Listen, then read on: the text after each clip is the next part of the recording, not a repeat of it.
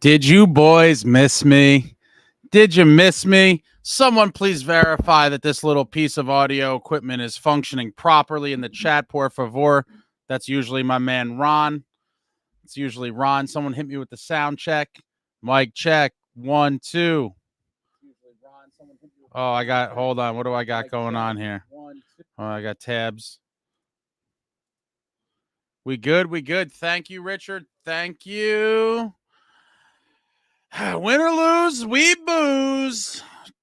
Ladies and gentlemen of the community, thank you for joining me on a later night edition than normal of the Post-Postgame show. Win or lose, we booze. And you guys know Victory beers are my favorite variety of beers tonight. We're going with the Stella. Cheers to all of you. And let me just... Victory beers. Victory beers are still where it's at. Still where it is at our New Jersey Devils on the third and final game of this Western Canada road trip. Go into Edmonton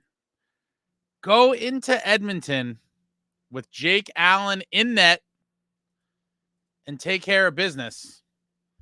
Did they ever take care of business? Dispatching the Oilers by a final score of 3-0. You love to see it. A little burpee. Oh, welcome back, Devils fans. It is your host, Ace, here on Running with the Devils, where we are talking New Jersey Devils hockey all year long. Please hit that subscribe button. Smash the like right now, as in right now. Smash that like right now. Share with a friend. Thank you very much. And the boys did what they had to do. 2 out of 3 on the road, coming home with 4 of 6 points. It is a shame that we had that little hiccup late in the Calgary game, a scoreless game for damn near 55 minutes, and that one was there for the taking. And while it is discouraging, the Devils, were in it till the end and before they fell apart. But if you look at this 3-game road trip, they were 5 minutes, outside of that last 5 minutes of the Calgary game, they were 5 minutes away from playing 3 consecutive games of shutout hockey. And my God, for the Doomsdayers and the people are like, this team sucks. I mean, wow.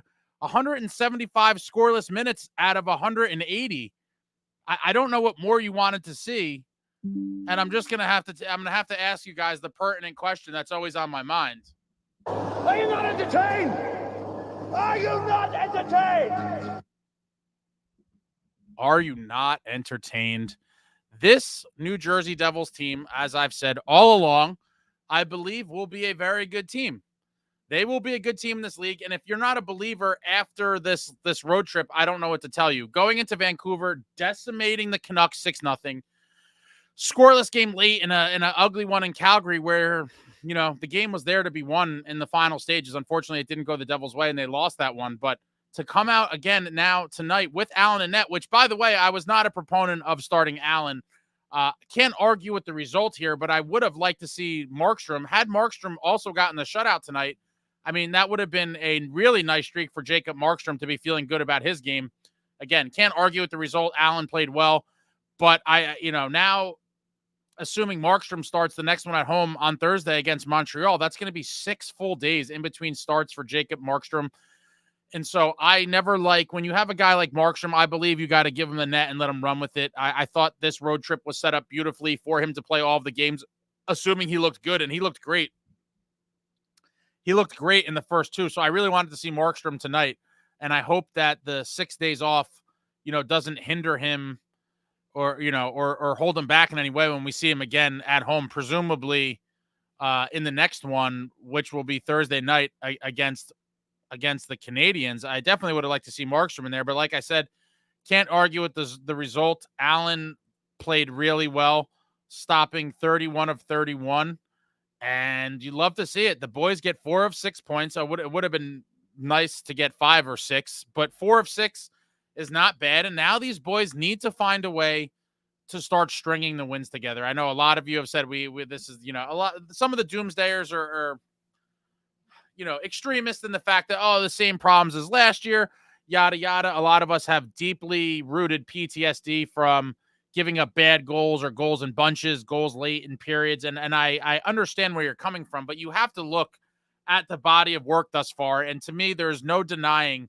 that the 24-25 New Jersey Devils are much improved, a much improved variety, if you will, over the 23-24 New Jersey Devils. I mean, we've seen a lot of resilience, a lot of times where they've been tested and didn't just completely implode like last year's Devils team would have in a lot of these scenarios. And props to the boys getting it done, responding in a big way after that ugly third period in Calgary. They came out tonight and they punched the Oilers in the mouth. I thought early on, I thought, especially in the first period, there could have been a bunch of goals either way. I do think the Devils got lucky at some times that the Oilers were missing wide open empty nets. The Devils also had some bad luck against them as well. There was a couple shanked shots.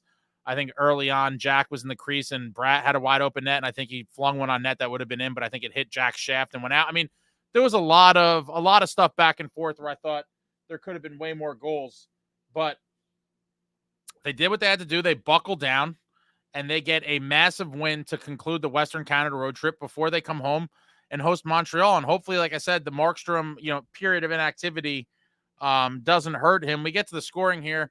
First period, Stefan Nason just getting into the right position to just receive a puck. You'd love to see new acquisition to new acquisition. Paul Cotter finds Nason, and Nason just rips one home. His 6th of the season. I mean, wow. What a tremendous pickup Stefan Nason has been. Obviously, I've sung this man's praises nonstop for quite a while now. It seems like he's found a home. I'm going to think it's permanently on the power play. I mean, just getting to the front of the net, doing what you want of a big man down low on the power play. And Stefan Nason gets his 6th at 5:18, giving the Devils the 1-0 lead. That's how the first period ends. And then in the second, Jesper Bratt, seemingly snake bitten earlier on in the game. I think he had a couple chances, like I mentioned, that empty net one that hit Jack's stick, and I think he had one or two others. Right in the slot, Nico hits him, and he blasts it.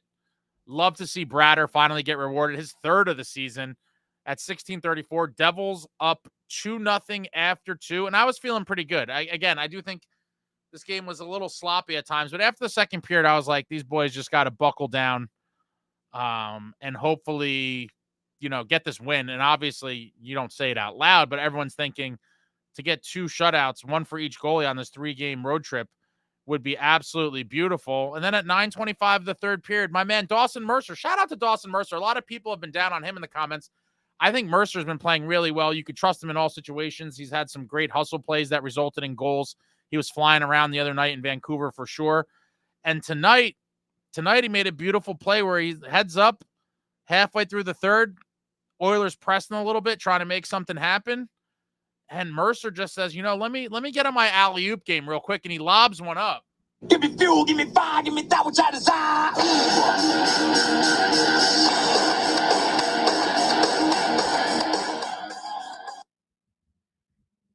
Timo Meyer, his 6th of the season from Dawson Mercer at 9:25.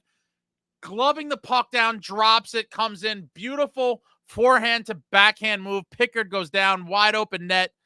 Timo deposits it in on the backhand for his 6th of the season, giving the Devils the 3-0 lead. That is how the game would end. And the boys are coming home with 4 out of 6. I'm greedy. I would have liked to see the complete sweep on the road trip, but 4 out of 6, you can't complain.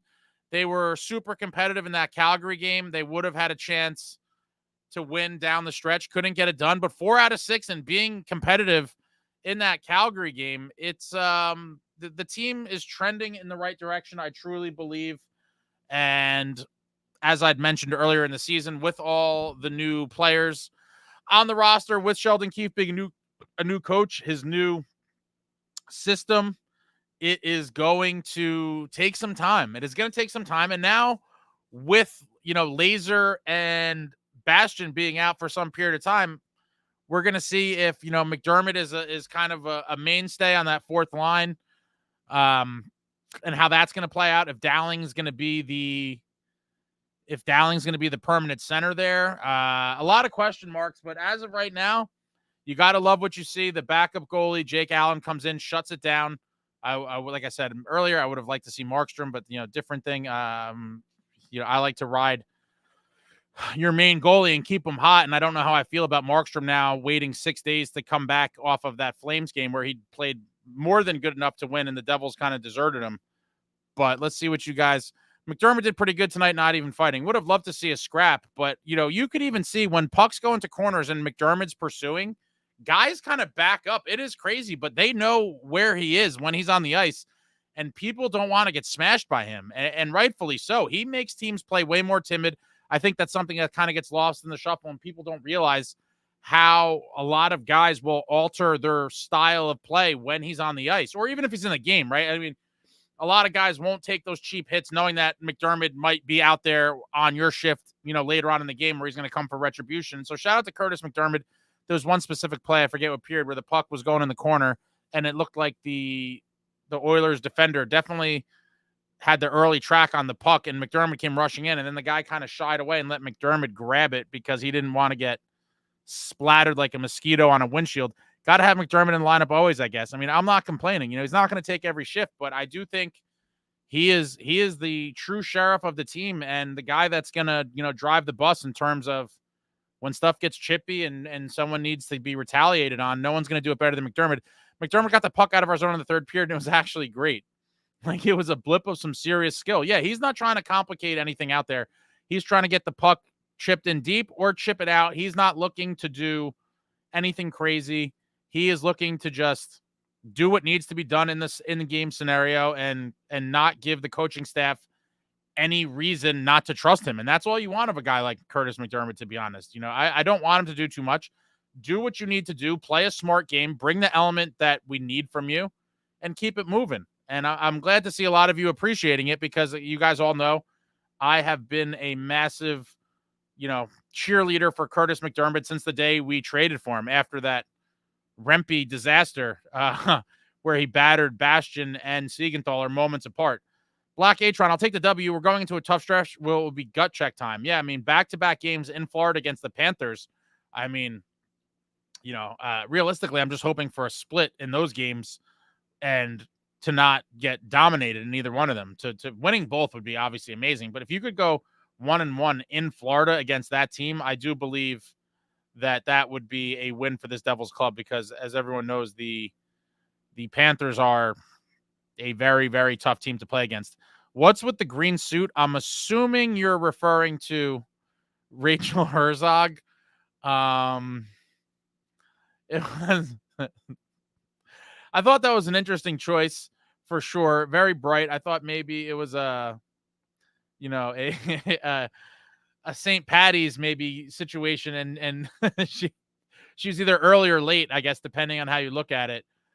But yeah, I thought that was interesting. Big Mac doing well is congratulating a hamster for running in the wheel. He's literally just an open carry kind of deterrence, and that's it. Well, listen, you need that deterrence. You've seen what happens to this Devils team last year. And you've seen early on in this season in some of the games MacDermid wasn't playing some of the casual liberties, rather, that the other teams took. And so you absolutely need a guy like MacDermid in a lot of these games. I think we're going to feel the effects of missing Lazard long-term, though. I mean, that's assuming that we don't find an answer either in trade or Utica or something of that nature. I am I'm kind of with you, Ron. Dowling is no slouch, but he isn't as enthusiastic about being in the shit. I agree. I do think your fourth line, you want to be a character kind of identity line, and I thought we had that with Laser, Bastion, and obviously Cotter when we started. But then even some of the later iterations of the fourth line after Cotter was bumped up was still more of what you want to see in that fourth line, whether it was Bastion or maybe some of the other guys. But I do think Dowling, I think the coaching staff trusts him just because he is more of a veteran guy. He's been around a lot and has played in the league. But I would personally prefer a bigger center with a little more of that physical element because I do think, especially for the Devils, they need the fourth line to kind of have that characteristic. Yeah, he does his job but sucks at hockey. We can celebrate his presence, but he's no legit hockey player. I mean, Ryder, I think you're being a little out of pocket here. I think you have to understand that there's more to contributing to a hockey club outside of goals and assists. And Curtis MacDermid does bring those elements. When do we think Lazar will be back? I think at a minimum a few months. I mean, yeah, like Teresa said, not anytime soon. And so you can't just continue to. I mean, listen, maybe Dowling will play some more games. I don't know. He hasn't stuck out in a bad way to me. So I guess that's saying something. But I would ideally like a bigger, more physical center to, play on that fourth line if possible. Yeah, in the NHL, not a legit hockey player. It is pretty funny. I like Dowling so far. Both games has played well. Yeah, I have no complaints. I just don't know that would be my preferred fourth line center, but I'm not saying we need to get rid of him right away, obviously. I think he's filled in admirably, considering that nobody really, no one predicts any injuries, right? But, Laser just vanishing off the roster kind of out of nowhere was not, something that we foresaw. Dowling looks good considering he has no expectations. I think that's a fair assessment. Val, all good work tonight. Will be undone if the Devils lose to Montreal next game, and knowing the Devils, they can. I mean, come on, Val. Let us just celebrate these. Cheers. Enjoy your victory beers, guys. I love my victory beers. I agree that, now it's time to be consistent. This is where the consistency really needs to start happening. Like, yeah, it's great that we won 2 of these 3, but you now need to come home, take care of business on home ice, and you need to beat these Montreal Canadiens. I mean, it's just, you need to start stringing wins together. And I agree with a lot of you. We need to see at a minimum a 3-game winning streak. And I would love to see it start with, that Thursday win at home against Montreal. And then we have a big one Saturday on the island against the Islanders. And I am hoping that Curtis MacDermid is looking for Romanov and looking for him early. He obviously gave him the helmet popper special last time before MacDermid fought Mayfield, but then, Romanov was running around and, he hit Jack, and after the game he was talking smack like, oh, they hit me, I'm going after their star player. I want to see MacDermid rearrange Romanov's face in the first period. I would like to see them drop the gloves, get a clean square up, not getting MacDermid kind of skating and you kind of bum rush him out of nowhere. No, like a straight up, like we saw with MacDermid and Johnson in the Ducks game, like a square up, the theatrics, drop the gloves, feet planted, and let's see you go toe-to-toe with the toughest man in the National, Mr. Romanov, because MacDermid will be looking for it. If he didn't fight people like he does, he'd struggle to find an AHL job. Again, come on, man. If you're in the NHL, you're a legit hockey player. They got to go on a winning streak here. Agree. Who would you rather have in the lineup, Bastian or Dowling? Well, Bastian's a wing. Dowling's playing center. That's kind of probably Dowling, but there's no clear cut, easy pick there. Dowling's positioning is good. I feel like I see him poking pucks at some key times. Again, he's just trying to play a smart game and not get caught on the other team's highlight reel. To just try to stay in the lineup, and that's what you want from some of those guys. Allen against his old teamer Markey. I'm 1,000% going back to Markey. And like I said earlier, I'm a little mad that Markstrom didn't play tonight. I thought he should have finished off this road trip, and then I would have considered, giving Allen the start Thursday at home against the Canadiens, then went back to Markstrom Saturday in the island. So at this juncture, I just can't go back to Allen now, because if you go back to Allen for Montreal, I mean, why are you playing your quote unquote backup 2 games in a row? But then furthermore, you're now talking about assuming that Markstrom would play on the 9th against the Islanders. You're talking about 8 days between starts for Jacob Markstrom. And that is just, in my opinion, that is just an egregious crime. You can't have him sitting for that period of time, period. I mean, guys like that, and they'll be the first to tell you, they want to play and they want the net.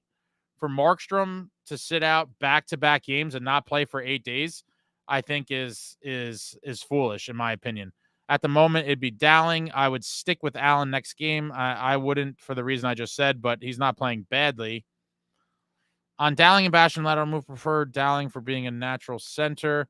If Big Mac is only there as a deterrent and doesn't fight, but he also doesn't make any errors leading to a goal against or do anything to hurt the team, then where's the complaint? Walt, I think that is a valid, very valid point. It's like, yes, no one's taking liberties, and he's not sticking out in a bad way. That's a win for sure.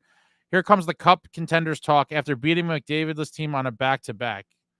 I don't know anyone who said that, but, being 5 minutes away from 3 consecutive shutouts, I know, John, that you're probably a Rangers fan and you come in here and troll, but I don't know how you couldn't be happy with, overall this Devils road trip and specifically tonight's game. I'd like to see Hallinan take Bastian's spot. I like Hallinan. He was one of my, even earlier on in the season, I said, first injury that occurs, I would like to see Hallinan kind of be one of the first guys called up because I do think he could contribute offensively from time to time. And I think he does bring that tenacious kind of physical game that I really want to see the whole team kind of adapt that identity. And I think they've taken steps in the right direction, but I think having a guy like him on the fourth line definitely helps, carry your group more in that direction than not. Please know the Devils have so much to prove before they're cup contenders. They're not even consistent playoff team yet. They're going to be in the playoffs. Come on. Did is cruising for a ban. I can't wait for the day. Who's did?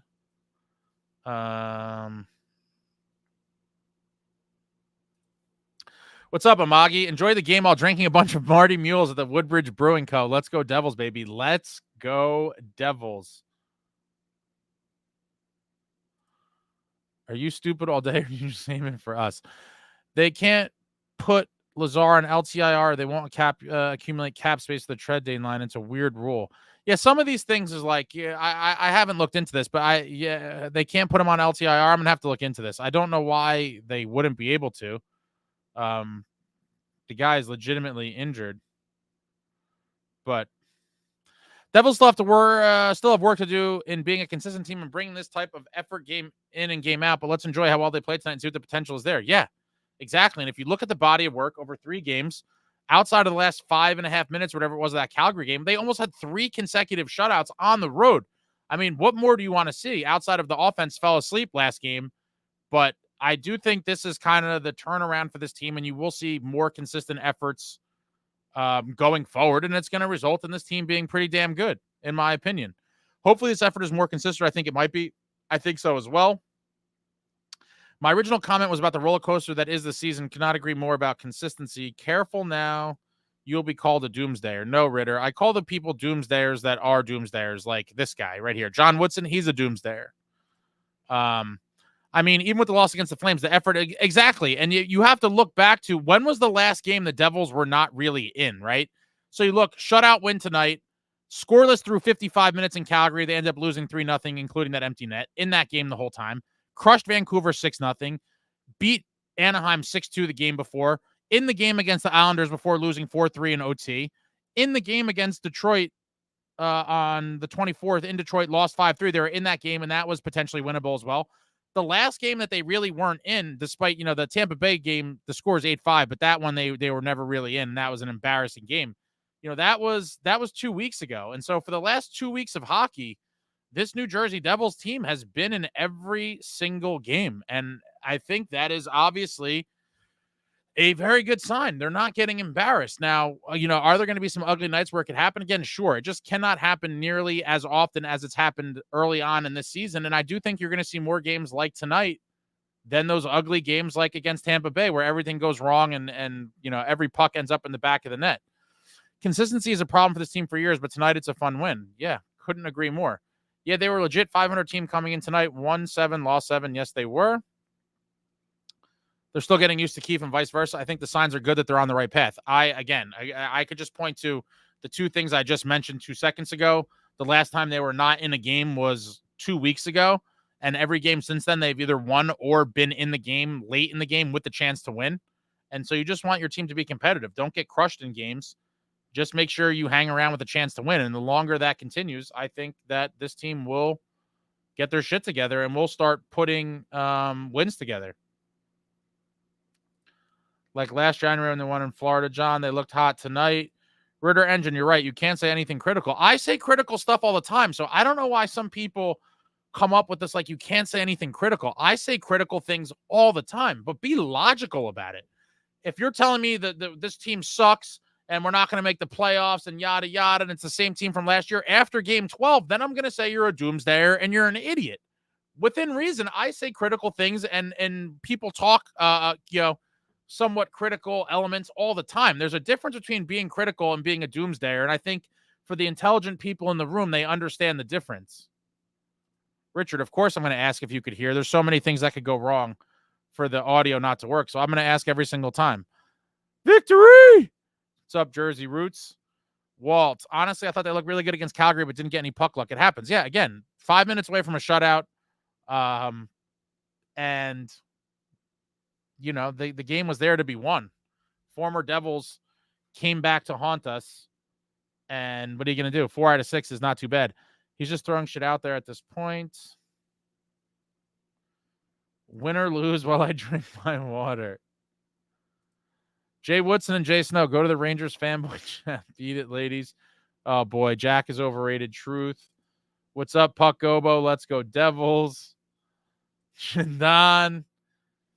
Casey needs to teach some of these Devils how to toe drag. His toe drag is a beautiful thing. It really is. I do miss Seamus Casey and his toe drag. I do believe once he, finds his way into the Devils roster again, whether it's due to injuries or something later this year or it's next year, he is going to be an absolute treat for this Devils club.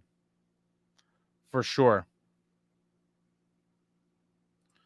Talking of Stella, Allen was stellar in net tonight. Take a shot at Jack first. Nico should have had one. Shout out to Mercer today. Looked toasty. Victory alcohol. I don't discriminate the hard stuff. I've been more so on the beers and like the seltzers and things like that than the hard liquor. Once in a while I switch it back to the hard liquor, but sometimes it's gets out of control in a hurry. Figured he'd be sad not getting 6 out of 6 points. I wanted 6 out of 6. It wasn't in the cards. Smash the like. Please smash the like. Thank you for the reminder. Please hit that thumbs up. It takes all of a half a second of your life. Yes, Tim, the Devils did blank the Oilers 3-0. Teresa, the boys got the win. Let's go. Low-key, we didn't deserve that win, and Jake bailed us out. But being the Devils, seeing a goalie bail us out may honestly be even better than winning one deservingly. I don't know that he bailed us out. I mean, he played good, but a lot of those saves were kind of routine, and we did get some luck with missed nets, but our guys missed some empty nets too. It wasn't the prettiest of games, but I thought that overall a decent team road win, and Jake definitely did play well. Ace, very solid road trip. Team found a way to win while holding off a very aggressive Oiler attack. They did, and that's all you could ask. Get the win and move on. And now we come home where this team must find a way to win on home ice against Montreal, because like someone else pointed out earlier, losing to Montreal at home would just be another one of these, step backwards after a step forward situation. Walt, Mercer's pass to Timo was sweet. Yeah, he just pulled up. He assessed the situation, was like, let me time this. Just flipped it up. Timo to the glove, drops it. Drops Pickard, forehand, backhand, empty net. Love to see it. Absolutely love to see it. Yeah, I agree, DJ. I wouldn't say we didn't deserve to win either. Jack, 3-0-1 with MacDermid in. Got to play every day. I do believe there is something real to the Curtis MacDermid effect, and now people will try to discredit it and whatever else. In the end, teams play differently when he's on the ice or even on the bench, and I believe he is a complete morale booster to the team.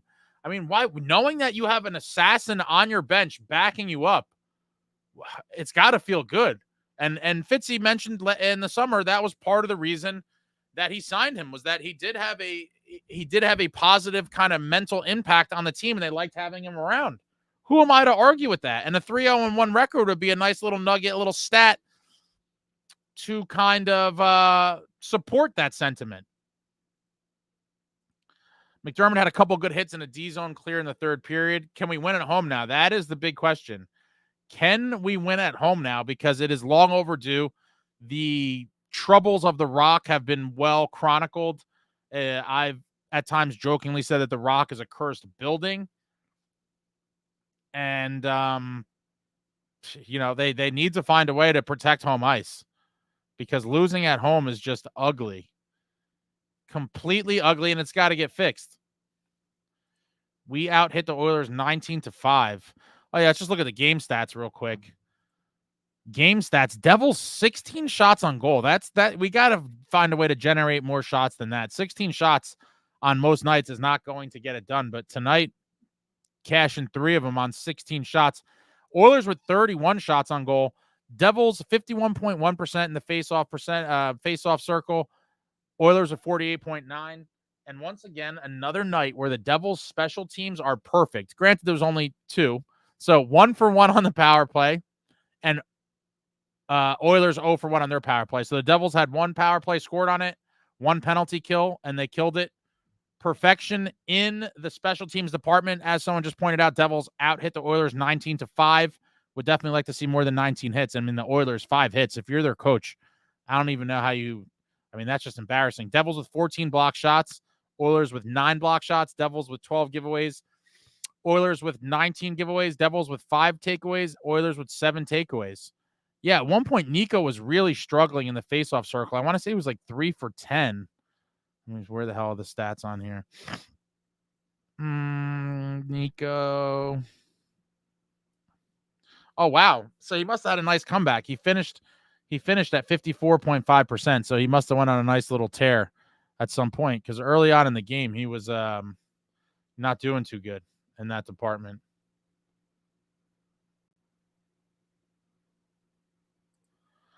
Oilers have a bunch of stud players besides McDavid, but not having Connor helps. Yeah, obviously. Gotta love not going against their best player. Sign me up for that any day. Obviously, I would love the Panthers to not have Matthew Tkachuk or Barkov when we play them. Hit the like button, nerds. I like that. Nerds and non-nerds, please hit the like button. Appreciate that. Allen actually looked sharp tonight. He definitely did. Keith was thinking of running 11-7, but Big Mac got the call. I don't know how I feel about that either. I don't know. I think I don't like doing the 11-7 situation, and I would rather see a guy like MacDermid in, but, who knows? Maybe we'll see an experiment one game. An interesting thing to keep an eye on, but hopefully we could just kind of find some sort of stability in the fourth line and, continue on our winning ways. Beat Florida and the Rangers, and I'll be a believer. Well, we don't play the Rangers till December something, so I guess you're not going to be a believer for at least another month or so. Jake Allen was definitely the player of the game. Can't win if you can't score. Yeah, we could do with picking up some consistency, but let's see. Apart from the freaky Calgary team, 2 slaps on the Canadian road trip is pretty good. I agree. Beating Oilers is an impressive win even without McDavid. I agree there as well.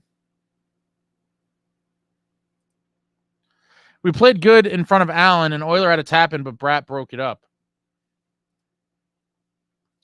Luck on our side tonight, found a way to win that could have gotten away from them. Yeah, I thought the Oilers had a bunch of chances. They missed some empty nets and things of that kind of in that wheelhouse where I do believe we could have lost the game. And if we got outshot almost 2-1, but we did have some nice ones that we found the back of the net with. But you never want to see a team, the Devils, get outshot 2-1. That's kind of lame. 16 shots on most nights is going to result in a loss, but they found a way to make them count tonight. I want the A on Nason. I mean, listen, I wouldn't argue that either, but I think there's certain guys on teams that, regardless of them having a letter on their jersey or not, they just, with their actions, the way they play on the ice, Nason is definitely one of those leaders on this team. And while I would not be against him being rewarded with the A on his jersey, I don't think that he needs it to be the leader that he is, because he's doing it all right now without the letter.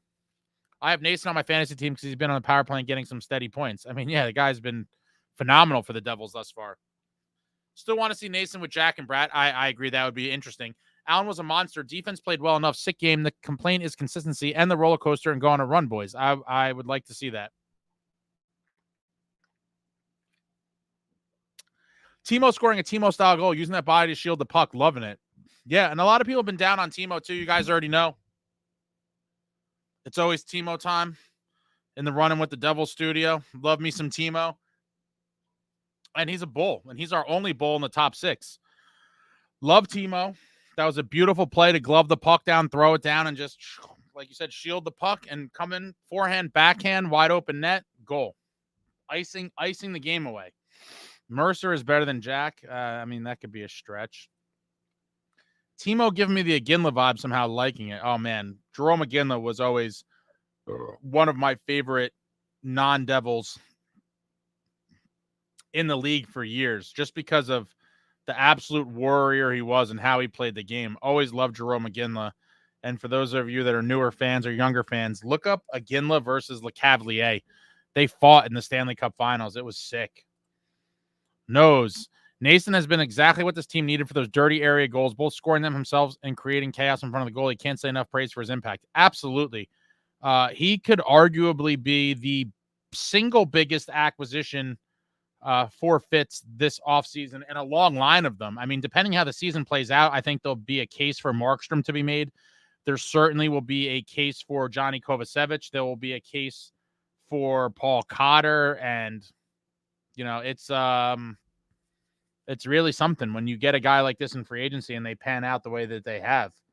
It really has. I mean, in my opinion, the only one that didn't pan out thus far was the one that I was the most skeptical on when it happened, and that was obviously Tatar. That was after the kind of last deal that came about after all the other ones with the limited cap space while the Mercer situation was getting sorted. It was kind of a desperation kind of reach, and that one hasn't panned out, but I believe every other one really did, including Dylan. Only game that haven't been competitive in lately was the Tampa Bay game. Exactly. So you're talking about Traveling Devil, 2+ weeks of very competitive hockey. I'm proud of Luke for not trying to deke players right next to our net. Once Jack gets going, it's wagon time. Well, Eddie, I mean, I think I speak for a lot of us. We're like, when the hell is Jack going to get it going? And paging Jack Hughes. I mean, now, obviously, it is still early in the season, but I would have never anticipated these point totals for him through 14 or 15 games now. Through 15 games, I think all of us would have expected much more. And, hopefully it comes, but it seems like he can't buy one right now at all. Even he shanked it on the empty net. He couldn't even get the empty netter. I do agree that if he starts flying and really gets clicking, that this team could go on a crazy kind of streak. But it just seems like right now he's just ice cold for whatever reason. MacDermid needs to stay in the lineup as of now, especially after watching Bash block punches with his face.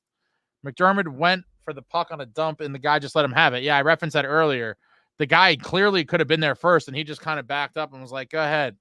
I don't want to get smashed. Gem card collecting, what up?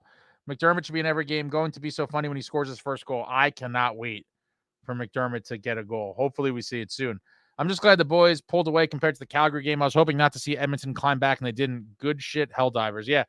Even at 1-0, I was watching this with my buddy. Shout out to Dr. Dan. I went by Dr. Dan's house to watch this. And when it was 1-0 for a while, I was like, we can't let these teams that we're supposed to be beating hang around so long. Like, we got to put them down. Like, get more goals and just keep your foot on their neck, because we've seen too often Devils will have a lead. They let teams hang around, and then it slips away from them. He's just not good enough to play every night. I'm not saying every night, but I'm going to say the majority of games. And he doesn't have to play every shift. And so I do think with some of the top flight talent we do have offensively, when on nights MacDermid plays, some other guys could pick up extra shifts. I don't think that's necessarily a bad thing either. There's a lot more than just fighting. I've seen him do small things that make a difference, but are not seen by most people. I think a few of us have touched on that already. With our luck and bottom six pickups being good right now, should we bring in a fourth line right winger in the future? I think, I don't know. I think we're going to see MacDermid more than we would have before the injuries. I don't know. I mean, it seems like Tatar is not really. Yeah, I don't know. If they're committed to leaving Tatar on the fourth line, and whatever happens with Dowling, I think the fourth line still has a lot of question marks, and I'm curious to see how it all shakes out. But I would not be opposed. Well, maybe that's getting ahead of ourselves a little bit. I think there's moves to be made there. I think the fourth line could be upgraded in one of many different ways. So I do think that's something to keep an eye on. I would be the most interested in a fourth line center. Obviously outside of, a top six winger to play with Jack. I think that's the big ticket kind of item that's on all of our wish lists, but that's maybe a little more of a pipe dream than bringing in some fourth line guys. If MacDermid scores this year, you got to celebrate on stream somehow. Oh, absolutely. I love MacDermid. I feel like we only have one loss with MacDermid in the lineup. That should be enough to appease the analytic nerds in the front office. Unfortunately, Black Atron, it is not. I don't think it is, because I think they're still going to pull up all their charts and graphs. And I agree. I would be like, I present, this is evidence C. and just show them the wins, losses, and be like, I'm sorry that I don't have further stats and numbers to support my claim, but I think the wins, losses should be all that matters. This chat is so boring when the Devils win. I thought Siegs was going to die when he lost the edge behind our net. Oh, yeah, I forgot about that. I thought it seemed like he slammed in pretty hard. I was like, please don't have separated your shoulder. I thought that was going to be another one of those fluke situations where, yeah, guy loses an edge and slams into the boards, and you're going to see, like, yeah, some sort of injury, some fluke injury out of nowhere. Number 11 is exactly what we wanted Bastion to be. There's levels to this shit. Oh, man. I don't know that any of us ever thought Bastion could do that, but I mean, Nason has just been a complete dream. This guy is just heavier, edgier, more violent, gets to the net, could shoot. He just does everything, and he does it with a ferocity to it. You'd love to see it. He's got to rub off on some of these other guys. Bring up Hallinan. I would like to see that. That scared me, but I think it looked worse than it actually was. I think that's in reference to the Siegenthaler thing. Yeah, he got up right away. I was very scared. I was like, oh, no. You know, Siegenthaler, a lot of us were down on him last year. Siegenthaler has emerged this year to be a completely different guy. He's hitting dudes. He's shutting down the opposition with Kovacevic. I mean, wow, what a complete 360 for Siegenthaler. Connor McDavid, who's winning. I'm new here. Not a center, but would like to see Foote get called up. Yeah, I mentioned that in the last live, I believe. I do think, you know, I would like to see Hallinan and Foote both get looks, you know, on the big club at some point. Is it just me, or has Luke learned to play defense? I think Keefe's going to hold him a little more responsible defensively. And I think also playing with a guy like Pesce that's going to kind of bail him out in certain scenarios will help him out as well. And so hopefully this is kind of the first year of we see little Luke, you know, becoming that mature, smart decision-making defenseman that we all want him to be, aside from his obvious, you know, offensive contributions. Big Mac is a great member of this team, and anyone not realizing his value is watching the wrong sport. I agree with that, Chris. Markey will be back in net next game for sure. I mean, I think conventional wisdom would say that he will be, but nothing would surprise me with the way they handle goaltending these days in the league. Not just the Devils, just league-wide. They cannot lose against the Habs at all costs. Yeah, absolutely. That on home ice, you got to beat that team. NJ Swamp Fox. So far, the Cotter Holtz deal was a steal. I agree with you there as well. Paul Cotter, another one of the amazing, you know, emerging players acquired by Fitzy this summer. Great subplot on the young 24-25 New Jersey Devils season. Seems like a cloud of misfortune was following in broken sticks, lost edges, puck pinata. Lazar is a big loss. He hits. He's on the PK, and he don't stand up for the boys. Yeah, I like Lazar. I think his loss is it sucks, and I don't know again if Dowling is going to be the answer long term. I would like us to find a big physical center. I really have missed the big physical center for a while. Chris, people don't realize fourth line guys are physical and eat some mins here and there to bring energy. If they jump on the scoreboard, cool, but people don't understand. I want to see MacDermid give Gudas to Scott Stevens treatment. I think we all would love to see that. They should 100% win 3 straight. The Islanders are super banged up. Yeah, the Islanders are never going to be an easy team to play against, though. They seem to have been giving us trouble for a while. And like I said, I think after the last Islander Devils game that I do believe Lou Lamoriello puts big money on the board. Big money to entice the Islanders to bring it every time they play the Devils, because it seems like the past couple of years we've struggled with them. But hopefully, if they can win the next 2 and have their first 3-game win streak in forever, that would be a great thing to see. Great one for the boys. Really nice road trip. Tina's team is learning a new system with new faces. Anyone expecting a team to come together before 20 games is a nut. I agree with you there as well, Chris. I think people just expect to see immediate results overnight. And as I'd mentioned in a video at some point in the past few weeks, you know, with all these changes and some of the bad habits some of these guys learned in the Lindy Ruff years, it's hard to undo all of that, you know, in the snap of a finger, and it's going to take time. And I think we're slowly starting to see this team kind of gel. And I think once they're fully up and running as a well-oiled machine, and I'm thinking Thanksgiving is going to be a good mark for that, I think the sky will be the limit for them, especially when Markstrom's giving you goaltending like he has the past couple games. Opening faceoff, Big Mac versus Romanov. Would love to see Curtis MacDermid just completely break his face. Maybe they make a low-key trade for a center. I think that's definitely a possibility. Tennis courts are on another channel for anyone not loving Big Mac. Yeah, we're going to trade for a center with $1 million in cap space. Well, a fourth line center could not make a lot. Lazar only makes $1 million. So I think that's kind of an irrelevant point there. How impressive was the Mercer assist to Timo, who then grabbed the puck out of the air to his stick to the back of the net? Filthy. Great play. That'll be on the highlights for sure. Probably for the rest of the season for the Devils. Mercer just flips it up. Nico grabs it, puts it down, and finishes it. Just absolutely great play. I'm the villain for pointing out his skill set. Guilty. I'm okay with that. For the record, I'm still totally okay with Big Mac, but he's not good at hockey outside of scrapping. I mean, this is just kind of going in circles. Marky, 1 shutout. Allen, 2 shutouts. I think our goalie problem is not a goalie problem anymore. I'm not going to, until they put together consistent efforts, Aaron, I'm not going to say that because the stats are what they are because of, again, small sample size, but they did get lit up in some games. But I agree that if, the goaltending for the rest of the year kind of looks anything like what we saw in this Western Canada road trip, I think the goalie problem will be officially settled. They're going to create cap space over time. Ryder, it's a non-analytical thing. I don't want to see Mac on the ice if I'm an opposing team. I meant that John Woodson is cruising for a ban, and I can't wait for the day. Oh, boy, he's getting close, Mac. Okay.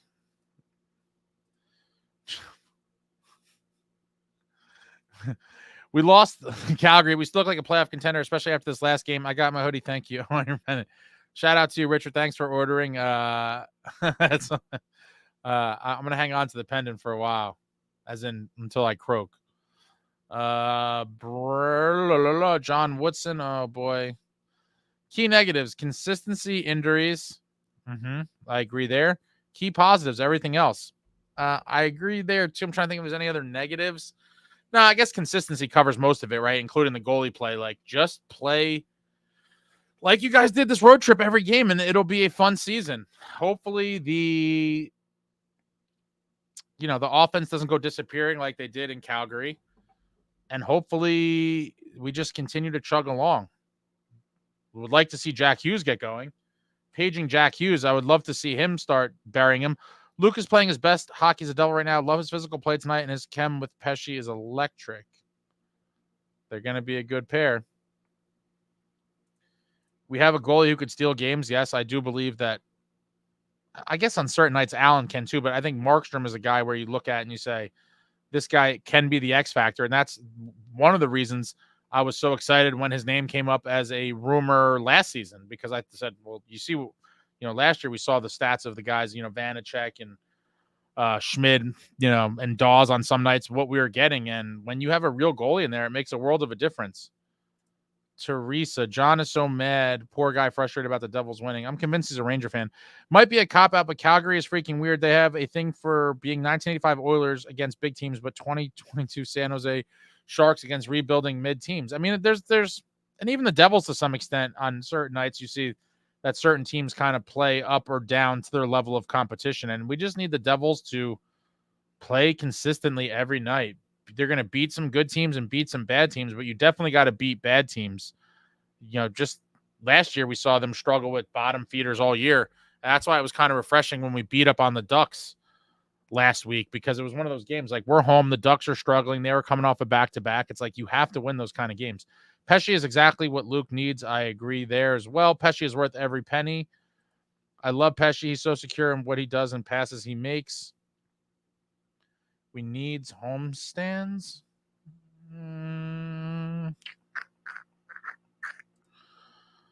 This team just needs time to grow together. A lot of new pieces. Yeah, they do. And it's not going to happen overnight. And we're still early on in the season, not even a quarter of the way through. But I do believe once we come out of Thanksgiving, cruising into the new year, I think this team's going to be humming.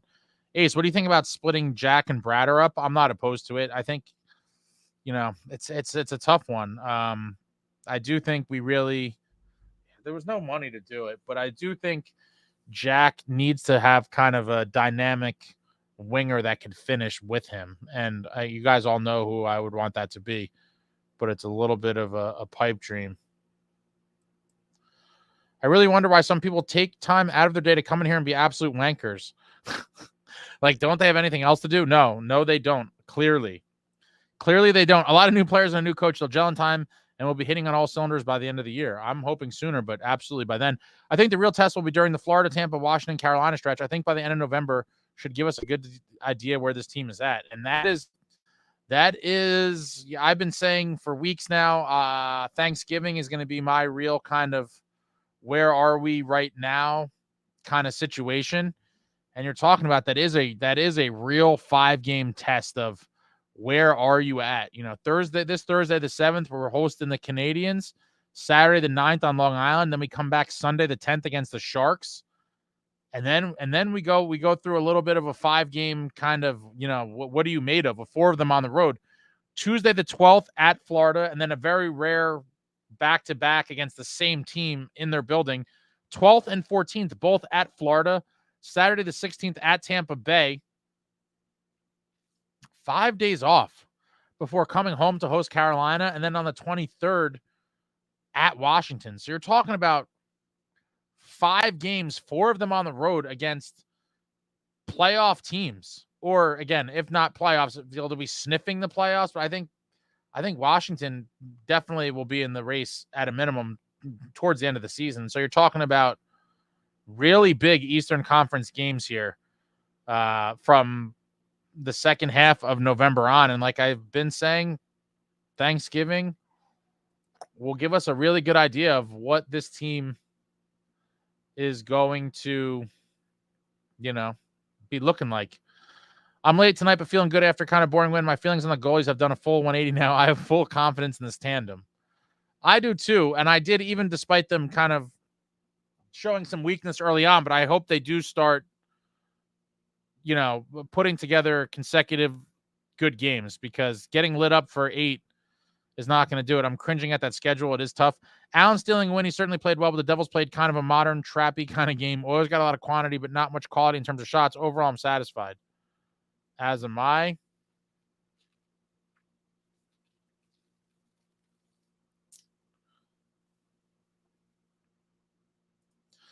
Troubles at home is probably because the boys are.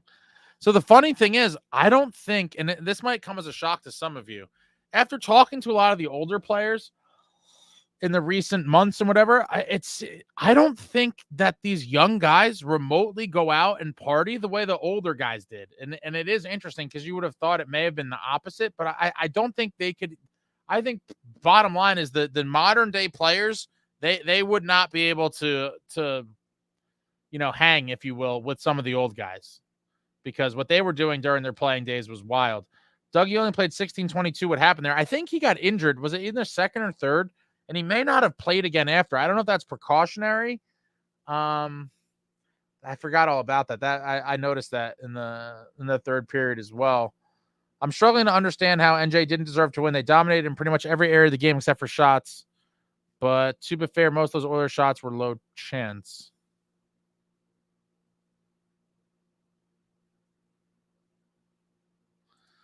What's up, Luke? Huge bounce back win. Still don't play a good game, but Allen played, and they did what we'd hope they do versus Calgary. Yeah. Devils should win the next 3 after the next will be the real test of the team. Panthers back-to-back, Lightning and Hurricanes. Yeah, and then they got Caps after that.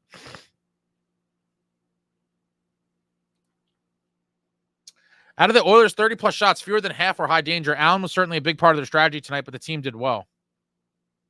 I think that's a fair assessment as well. Puck Gobo, it's part of getting a guy who uproots any soft mold and changes the environment and dynamics when he's on the ice and team. In reference to MacDermid, sure, he's not pretty on paper, but pretty in flesh. I like that. Allen only has 1 bad game. If we're being honest, he's been better. As for Mac, he needed to be in last game to deal with that scumbag Lombard. Yeah, and hopefully we see some retaliation for that, because that was terrible. That was absolutely terrible. We have San Jose coming up. Anything we should experiment with? Hallinan, Bratt, Hughes, Nason. I'd like to see Hallinan get in a game. I really would. And I'd like to see Foote get a chance as well. San Jose is a team they better run out of the building. I wouldn't be surprised if we make Blackwood or Vanacek, look like the second coming. We've seen this before. We made Talbot in Detroit look like a dominant goaltender. We made the kid for the Flames the other night look like a great goalie. So, hopefully we take care of business against the Ducks, but they've shown to be a little scrappy. I'd like to see Casey against the Sharks. That's interesting. Tatar should have been a league minimum deal. Jack Hughes, he's a couple bounces from being back at a point per game, but I do wonder what's going on there. Maybe he's just in the slump, or maybe he's still hurt. I don't know. Who knows? The whole Jack line is struggling, undefeated with Mac in the lineup. Well, they lost the Islander game. Mac, every game, in my opinion, he's been fine, and that's all you can ask for from a player like that. He adds something, and the team wins with him in the lineup. Sometimes hockey is voodoo. Jack flirting with PK time, which causes me indigestion for some reason. We talked about top 6 guy in the offseason. We just didn't have enough cap space to do it. Exactly. And it's unfortunate. But with all the moves Fitz made, I was fine with not getting that bona fide top 6 guy because of the fact that he addressed literally every other thing to beyond my satisfaction, to be honest. I mean, Nason and Cotter in the bottom 6, great gets. Dylan and Pesci to upgrade. Ball and Marino are amazing upgrades. Obviously, Markstrom in the net, light years above anything else we had. And so he had limited money left, and I get why he took the calculated gamble on trying to rekindle some of that magic that Tatar had, from a couple seasons before. It just hasn't translated, unfortunately. If we do go after a fourth-line center, we need another good face-off guy to replace Voldemort and to have some of Nico's defensive zone starts away. I've seen enough of Bash, and he's always getting laid out. Bash needs to go and bring in another Nason-type player. I'm not an analytics guy, but I think sometimes the human element gets lost. I think we've all been on a team of some kind where one guy maybe couldn't keep up, but you could feel what he brought. Yeah, I think the Devils teammates and Keefe understand that about MacDermid. It's, what do the suits and the math team have to say? But at some point, I hope that the team success of wins and losses speaks for itself. Victory beer really is just better. It really is, Darth. Victory beer is amazing. Teresa, do you know any websites to check advanced stats, see rankings on best D-man pairings? Someone here will know better than me with all that stuff. Someone wrote an article about a 4C that could win faceoffs and is good defensively. I think it was San Jose's 4C.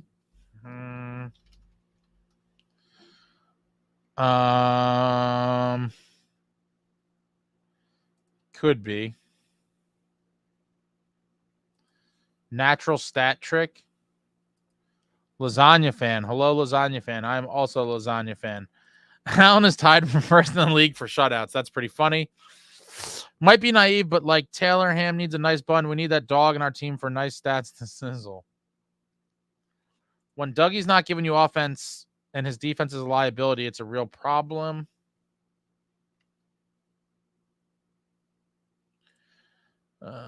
The team coming together, not only is it still early, but they had a truncated training camp too because of the Prague trip and then got deflated a bit after with the long break. Yeah, the schedule's been wonky, obviously.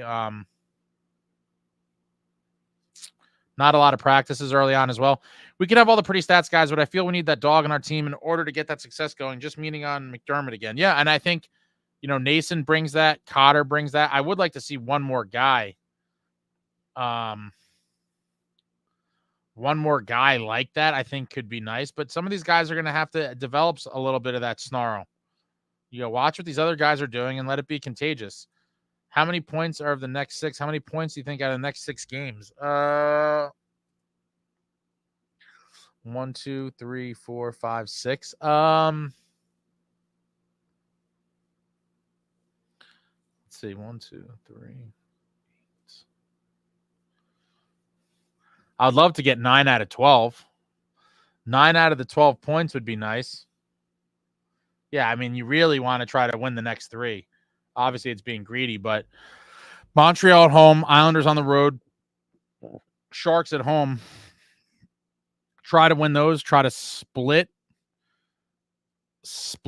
with Florida and maybe an OT or shootout loss to the Lightning. I mean, I'd like to beat them too, but I'm just thinking, a regulation loss and an OT loss or shootout loss somewhere in that next 6 would give you the 9 points. I think they sweep these next 3. That'd be nice. 1-1. Yeah, that'd be nice. Would you consider streaming while the game is going on in the future? I don't know that people want this. A lot of people have talked about it. like a game day live. I mean, if I thought about it, I don't know. I'll be honest, guys. It definitely inhibits my like experience of the game, if you will. I don't know that I want to open that can of worms, but maybe I'll do it once in a while, or maybe I'll do it once to test. But I feel like if I'm watching the game, I don't know. There's a lot to that. I might try it for a game. We'll see. Markstrom with NHL average stats. Yeah, again, super early. The team tries to say Palat does that for them, but for $6 million, nah. If the Devils had an NHL average goaltending, they would have made the playoffs last year. That's absolutely true, which was my biggest. That was my biggest complaint about Fitz last year, is that I just thought if he had tried to get us any goalie really from anywhere at some point in January or even maybe early February, if you just got anyone, almost anyone in the whole league would have been an improvement over the goaltending we were getting. And I feel like we could have clawed into the playoffs. And I always want to make the playoffs over not. And so that was my very big complaint against Fitz last year, was that it was just too little too late. Made the playoffs and got swept in the first round. Yeah, but there is learning experiences for groups to go through, going to the playoffs and losing as a team before you find a way to win. I think that's all part of it. And I think I value that experience over, and this is to my next point, people like John Woodson that rather miss the playoffs and have the high draft pick, which I never would be one of those people. So I understand why people think that. I would much rather have made the playoffs and see what could happen, but it is what it is. I'm loving Pesci too. Even he has the perfect surname for a New Jersey boy. I thought Carolina would take a step back. They look like a freaking wagon again. And that's credit to Rod the Bod, man. Rod Brendamore has a program of a winning culture in Carolina, and he has soldiers. And as long as Rod the Bod is there, I believe Carolina is going to be competitive every year. He is a very good coach, and there's a reason why other teams were circling like sharks, hoping he was going to leave the Hurricanes.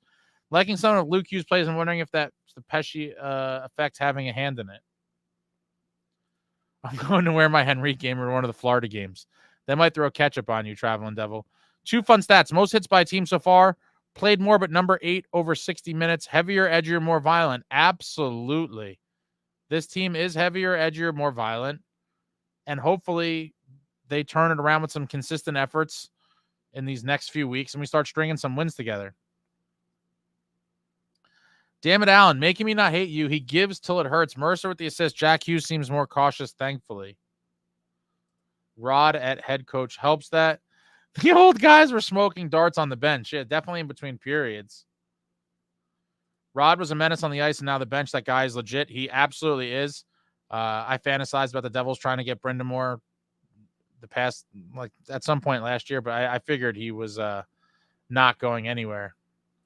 John Woodson, no sense burning a year of Casey's entry-level contract. Be smart. So the year's already burned, my friend. He was 20 years old when he signed his deal. It is not slide eligible, and therefore, no matter where Seamus Casey plays this year, his contract, this is year one, no matter what. So there's no saving anything. John Woodson is carrying the doomsdayers. Someone has to do it. Yep, Jay Snell, we already burnt a year. Unless they plan to keep him in NJ for a while, I doubt Foote would get a call up. He'll have to clear waivers to go back to Utica, and I could see someone snagging him. And what benefit does he do us in Utica anyway? That's a fair point. But if someone did claim him, that would clear some money as well. That's an interesting one. Or the old guys were having arm wrestling matches at the time, Domi and headbutting him. Oh, man, legendary story from the China Club, a.k.a. Dano. I think Casey needs over 10 games to burn a year, so he should know. The year's already burned no matter what. The year is already burned, guys. SST isn't here. It's my job. I'm happy with Meyer, Cotter, Nason, Nico, Dylan, a.k.a. the Grinders. The floaters drive me insane. Dano was more than just a rough, punchy boy. Dano was legitimately very good defensively. He's just overshadowed by the rest of that insane decor. Casey's a college signing, so the first year gets burned this season no matter what. It actually goes by age, I believe. And he was 20 when he signed, so it's not eligible to slide. Love Dano, heart of NJD for me. I think that's why he's Mr. Devil. Cook, nice to finally have goaltending. Yes, it is. We were all begging for it since last year. I really hope we aren't that team that has more games played literally all year long. I know it all works out, but still, at some point, we have a big break, actually. I'd imagine, what is it? And yeah, we play the 16th of November, and then we don't play till 5 days later. I'd imagine in that 4 full days off, some teams will get closer to us in the schedule, but it is annoying having played so many more games than a lot of teams and they have all the games in hand. It is annoying. I wonder if down the line the Devils trade a D-man. I do think that is possible. I just don't know who it would be, and I don't know it'll be this season. Siegenthaler has emerged, like I said before. He's a new player this year. With that being said, he does have a decent cap hit, and if at some point the team is confident that Casey could fill in for him, maybe he's a guy who gets you the best return. You sell him high. I would like to keep him for this playoffs, I think, for this year. But I do think with his improved play this year and his cap hit, you might be able to get a decent piece or include him in a deal for something more substantial where you're getting good value for him trade-wise and you are freeing up that cap space. Who do you like for a 4C replacement? We need one. I'm going to have to really look around what's out there. No one really jumps to mind right now. Speaking of Snarl, who would you want or think is capable of becoming that guy ace? It's tough because a lot of our guys play a very, speedy, skilled, not physical game. I do think maybe Mercer could develop. Obviously, he's never going to be like Nason, but if Mercer could just get a little nastier in his game, I think that would be phenomenal. And if everyone could just get a little nastier. I mean, we've seen Bratt throw a couple hits this year. I don't have any hope for Jack becoming that guy, but if everyone else could just elevate their physicality a little bit as a team, that really brings you a far way, in my opinion. D-men get high trade value thing. Hall Larson. Yeah, the trade is 1-for-1.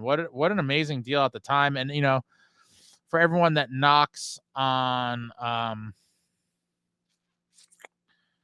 Taylor Hall, he did drag a very, very mediocre New Jersey Devils team to the playoffs in 2017 and 18. And I will never forget his Hart season where he really was just a complete animal for the Devils. We still would have got swept in the playoffs to the Rags. Yeah, but I still would rather that happen and for the team to go through that whole experience than to not make it. I think the sting of not making the playoffs is worse, in my opinion. Black Atron, I like when you jumped on live last game, drinking brown liquor and talking before a big third period. That was a fun little stream. Yeah, and then we couldn't win that third period. I mean, I just felt the need. I was so jacked up after that second period. I was like, this is a huge period. And I just impromptu jumped on, but I don't know that I'll regularly do that. Ace, live streaming the game is a no-go. Imagine trying to enjoy the game and deal with us headaches in the chat. Yeah, there's a lot that goes into it. I don't know. I don't. If I'm being honest, guys, I didn't plan on doing any of this shit. I'm being perfectly honest. When I started this channel, I was just uploading stuff of random things at games that I thought were cool and that people would enjoy, right? And so it started off with like, oh, Luke Hughes NHL debut, like kind of behind the scenes, and I put that up. And then as the playoffs went on, there was some cool stuff in the arena and then knocking out the Rangers and their fans getting trolled. And so I put all that up. And then over time, I was like, oh, maybe I'll make a couple of videos. And now I'm here. But in terms of doing the game, I don't know. If I thought people really would like it, I just think like, I don't know that I would want to watch that. And so it's hard for me, but I'm also old, right? So it is different. So a lot of you guys are younger than me and you grew up with all this digital shit and it's a very different world. So I don't know. Some people have asked me about it and maybe I'll do it once in a while or maybe I will try it. But I don't know about the whole, the whole game is a whole thing. Then I could either, there's a lot to it. I don't know. I personally think our worst line is Jack's. I'm not sure how to fix it by just looking at the lines. It's not an easy solution. And I agree. Without tampering with one of the other lines that is playing well, it's going to be hard to fix that. I wonder how Bratt, Nico, Mercer, Cotter, Jack, Timo, Palat, Hall, and Nason. I don't know. I don't think Jack wants to play wing. So I think Jack will want to stay at center. It's interesting because like our third line guys are just such beasts. So a lot of everyone's solutions ends up moving a guy off that third line. But I don't know. Jack's going to have to get it going. Rod looks like he's going to pop a blood vessel on the bench. He is fiery. If Markstrom can truly be our number one down the stretch, Allen could honestly be like Hedberg. The Moose was for us those couple of seasons. Yeah, shout out to Johan Hedberg. I mean, that was kind of an exciting little era of Devils hockey before we kind of fell off the cliff and the dark years, I would call it, were upon us. I would like the live watch-alongs, maybe more for games like NYR and that, kept more as a special occasion. It's possible. My favorite is the Barry Johns tweaky eyebrow. Looks like he's fending off flies. By the time you read this, I'll be asleep. Thanks for the show, Ace. Night, Devils family. Good night, JS. Seems like the Nico controversy. Oh, God. The Nico costume controversy. I saw some of that. I almost made a video about it. I mean, there was no controversy. I think it was one moron. And I'm glad that they got blasted on the internet. I really am. Because a lot of times you can see those things go one of two ways. But that one was just so outlandish and such a fishing expedition that I think the idiot that posted it like made their account private, and I haven't followed up on it. And maybe they just deleted the account. I don't know. But that was a stretch of all stretches, and I'm glad they got blasted by everybody because it was absurd. Watch along, I'd say try one or two and see how it goes, but generally I agree it probably would not be as fun as the reaction streams. How many people are going to make the same mistake with Casey's contract? Probably a lot, at least until, maybe the next couple months. I forgot about that rule myself early on in the season. I like Foote, but I think at this point he's probably best used in a trade. He just hasn't wowed anyone enough. Maybe bring him up. Hope he performs well and move him for a pick or two. I don't think his trade value is going to have I don't think he's going to have a ton of trade value. I would like to see him get a decent look, though. I mean, I feel like with his injury last year, we never really saw him, and he never had a fair shake. I would definitely give him a game or two at some point. If Casey doesn't burn a year, then you absolutely trade a D-man to create cap for a forward. We are terribly thin at forward. Which Devil called Jeff Skinner a pussy for falling in front of our net with 2 minutes to go? I'm not sure. Why don't they send Nemitz down instead of him just sitting in the press box? So I think that could be a function of a couple things. I think, one, maybe they do plan on getting him into a game sometime in the near future. So I could see them maybe keeping him around at practice and things for that reason, because they do plan to put him back in. Or they might be of the thinking that, playing in Albany really isn't going to help him all that much, and that they would prefer him to be practicing and, going through day-to-day everything with the NHL guys in the NHL lifestyle and watching the NHL games from the press box and paying attention to whatever little things it is that the coaching staff is asking him to improve on. I was curious about that myself as well. And if we don't see him in a game soon, maybe it is one of those things where he eventually does get sent down, but maybe they just think that there's nothing really for him at this juncture to learn there. And they think, his development is better off with just practicing with the NHL guys and going through the motions. Can't replace Siegs with Casey, though. They play different roles. I didn't mean necessarily one for one, like in the pairing, but in terms of a lineup spot, with shuffling some other things around, it is, I think, a potential move. Or if they move somebody else and brought Nemitz back, I don't really know who the team would rather kind of thrust back into the lineup, whether that would be Casey or Nemitz. I guess we might eventually get that answer if there's another injury, or hopefully not another injury, but ideally Allen plays less games than the conditional draft pick requirement, 40-something games. If Allen plays 40 games this season, there's a massive problem. Well, Hall and Kincaid dragged him. Let's be honest. Yeah, Kincaid had a great year that year as well. I just did some snooping, and it turns out playing Markstrom was probably the better move. Apparently, the Oilers not playing Markstrom was probably the better move. The Oilers really have his number after playing against him so many times. I think a lot of that's bullshit. Teams say that all the time. Like, oh, there's a familiarity. But I did hear from Flames fans after the last game that historically Markey struggled against the Oilers. Hall for Larson. Larson was statistically in the top 5 for defensive D-men in 15-16. The trade was uneven, but in my opinion, not a complete highway robbery. I mean, I have to disagree. I guess it depends how you look at it, right? But I mean, it's hard to argue with Taylor Hall won a Hart Trophy. I mean, a Hart Trophy.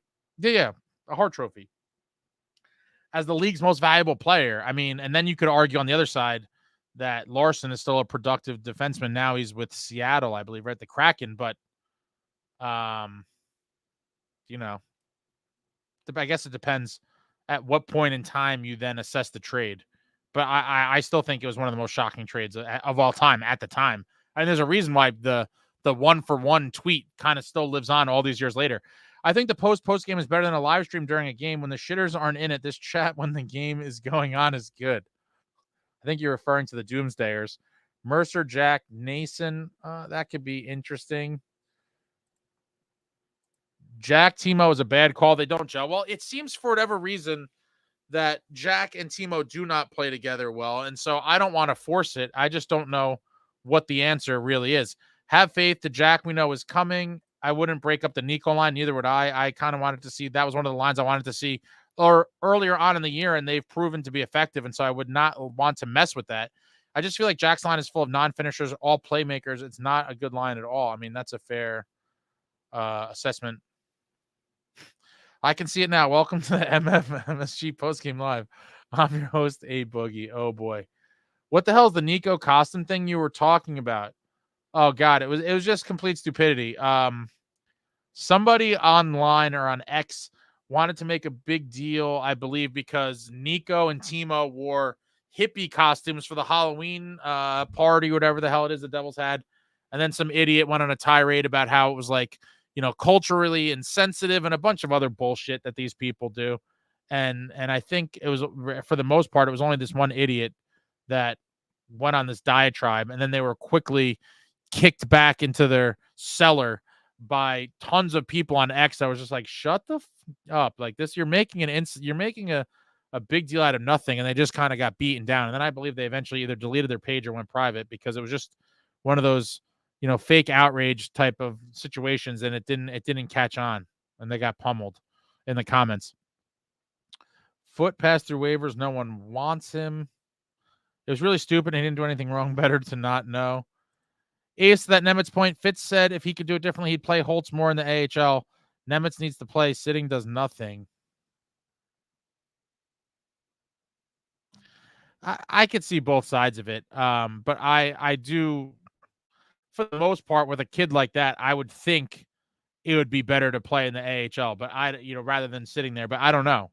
I think there's been situations where guys have not played in a ton of games and teams kept them around as the extra guy in the press box. And I'm sure Holt's development was kind of botched. We'll see. And maybe he gets thrown into a game soon. It was simply lovely being a Devils fan at Rogers Place. There's a lot of Devils fans in Edmonton, actually. Wow, Chris, you were there. I'm jealous. Jack can be that line's finisher. I feel like he's just getting used to the new style. It'll come, though. I hope so. I really hope so. Not highway robbery. I should have specified at the time of the trade. Hall was elite with the Oilers, but found another gear with us. It looks worse in retrospect for them, in my opinion. Yeah. But even at the time, I remember being like, that's it. Yeah, I remember me and my buddies were going nuts. We're like, what a deal. What an absolute deal. Shitters, Doomsdayers, same thing. We need to find a way to get Plot off the team and add a sniper with Jack and Brad. I think the Plot situation looks like, if I had to bet on it, I would be betting on a buyout this offseason. I don't see any other way. Ron said he was offended by the costumes. I only get to see the Devils play once a year, bro. Was much better this year than last. Got lots of picks with the boys. Nice. You met some of them? Who did you meet, Chris?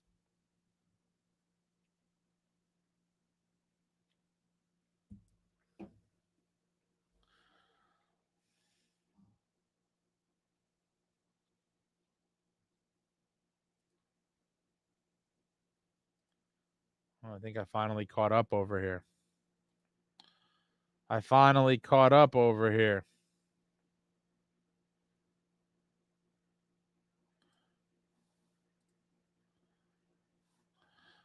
Yo, someone hit the like for your boy though. I just loaded. The likes are terrible. The likes are terrible.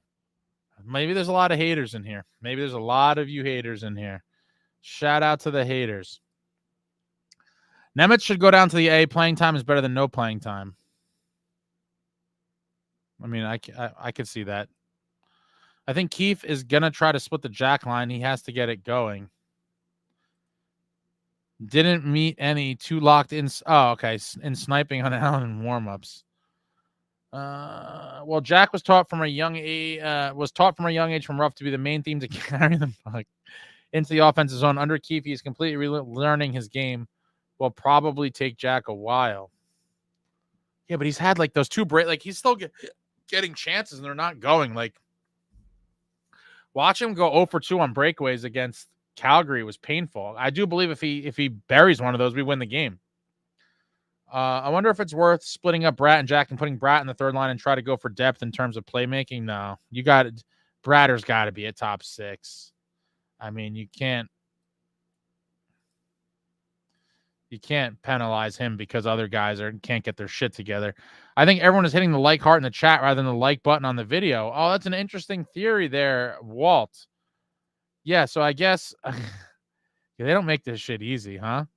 Yeah, if you actually you'd have to go to the actual video. Well, I'm trying to think. Okay, because in my view is different. I'm in a different program. But yeah, it's the thumbs up to under the video screen, not the actual chat window. Oh, man, I wanted LeBanc so bad. I was in Philly for the last preseason game when the main team was already in Prague. And I saw LeBanc get that hat trick in the closing seconds of the Philly game, and I really wanted Fitz to get him bad. I mean, Fitz tried. There was a bunch of nonsense, and his path of least resistance to returning to the league was to go with Columbus, so I can't blame him. But I would have loved to see LeBanc as a bottom 6 player on this team. And at this juncture, honestly, like many other guys, because of all the nonsense that goes on within some of the games, he could have possibly been a top 6 guy in some games, or at least portions of games. LeBanc was a missed opportunity, but we were kind of strapped with cap space and the whole thing. And yeah, he just took the easiest route to get right back in the league, and he went to Columbus. It's unfortunate that didn't play out. Brad is not the problem. Brad can't be on the third line. Need him for fantasy. Love what I'm seeing in terms of shutting the other team down. Let's do it at home too. Yeah, well, they need to get their shit together at home because it's been a horror show. They have to create chances, not off the rush. Yes, they do. I don't think any line changes will help Hughes at this point. He's got to step his shit up. Yeah, it seems like you can't keep blowing up the whole team because this kid is struggling. He's getting his chances. It's time to start burying him. Thumbs up. Thank you, Sweb. What's up, Matt? Analytics don't win cups. K-Mac 4-0. We lost that Islander one, so you got to throw that in there. But wait, is it 4 or is it? Let me see.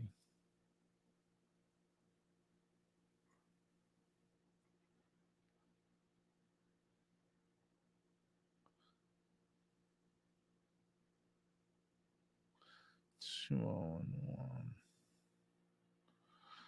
So it's 3-0-1. I think is the official.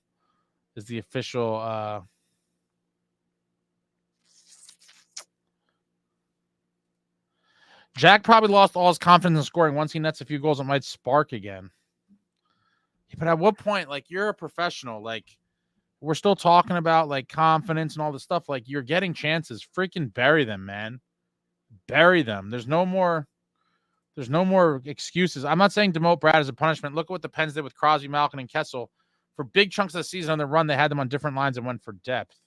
Yeah, but we should still have the depth already. Our third line with Cotter, Hall, and Nason could be one of the best third lines in the league. Our fourth line is kind of a work in progress because of all these injuries. But Jack's got to just start producing, and I can't blame everyone else. He can bury shots. LeBanc, his shot is filthy. Yeah, complete sniper. LeBanc could have replaced Palat easy. Couldn't agree more. They could have done something to get him here. They knew what it would take to sign a PTO. I'm pretty sure they offered him a contract, but there was a whole bunch of BS. Because of our cap space, I think like we would have had to try to send him down first. There was a whole bunch of bullshit that made it messy, and then he was like, screw it, and he just went to Columbus. We're shutting these teams down. MacDermid versus Wi-Fi on Thursday. Brat's not hurting them either. I'd like to see Jack learn how to do some one-timers. You never see it. He does practice them a lot in warm-ups. He goes onto one knee and cranks them from Mercer. LeBanc, Tyler Johnson, and Max are all misses, especially with the injuries. Brat's goals have come on power play or 6-on-5. Would like to see an audition of Foot with Hughes and Bratt. Physical, net front, and great shot. Move down Palat to fourth line. I think we'll go out and find a true fourth line center to replace Lazar. I'm not against any of this. I do think, like most guys, Foot will play better with better line mates, and so I do think it's worth testing for a game for sure. He does have some size. Palat, I don't know what you do with him, but I don't think Dowling is a long-term answer, and especially for the playoffs. You know, nothing against Dowling. Like I said earlier, he's filled in admirably, but I do think I would like to see a bigger, more physical center on the fourth line, and we'll see if we're able to find one. Not to be that guy, but on the team now, top 3 guys who would look the coolest raising the cup. Oh, boy. Top 3 guys that would look the coolest raising the cup. In no particular order, top 3 guys who would look the coolest raising the cup.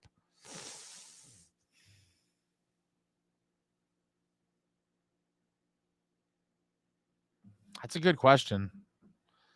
That's a real good question. And I'm probably going to go in no particular order. Quick answer without really sitting here thinking about it in depth. Quick answer, I'm going to go Stefan Nason, El Capitan, Nico, and Markstrom. I think Gritsu can be a good utility player in the middle 6 if he comes over when KHL is done, depending on timing. I think that's a guy that a lot of people have high hopes for. And we very well may see that when he does come over. I think a lot of people expect him to be a top 6 guy right away, which I think might be very maybe overly optimistic to some extent. But a lot of people are super high on him. I gotta watch some more clips and stuff. But not everyone that, you know, a lot of times you see guys come over from the KHL and the game doesn't translate. Their game doesn't translate like in the NHL for whatever reason. And vice versa, you know. My mind just went blank. Some of you guys that have been fans for a while, Nikita Gusev kind of came here. He did okay for the Devils, but not too great. Nothing like earth-shattering. And then he went back to the KHL, and I think he's like one of the leading goal scorers right now. Let me see something. Or leading point scorers.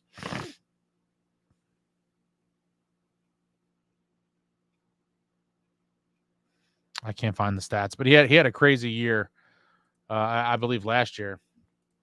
I'm not touching that third line. I would try my hardest not to as well. Can we beat the Rangers, Evan? I really hope so. We're not going to find out for about another month or so. Can we just clone Cotter and have him on the second and third line, hoping Foot can play into that possibly better shot, worse speed? LeBanc basically had a either definitely playing NHL under a different team or maybe playing the NHL under the Devils, and the choice the best for himself. Yeah, that's why he just took the easiest path. I wish we did keep him, though. So do I. Jack's always been a better disher than a finisher. Guys, anyone could replace. Guys are brutal. I'm not criticizing Brad at all. I think he's been the best part of that line all season. I'm just trying to throw stuff at the wall and see what sticks. The Devils aren't there yet, though. I agree. Jack just has to get it going. He will, though. I believe in that kid. Jack needs to get the monkey off his back. He might need Luke to help him. I would try Cotter, Hughes, Nason for a game or two to see if it jumpstarts him. I mean, that's interesting.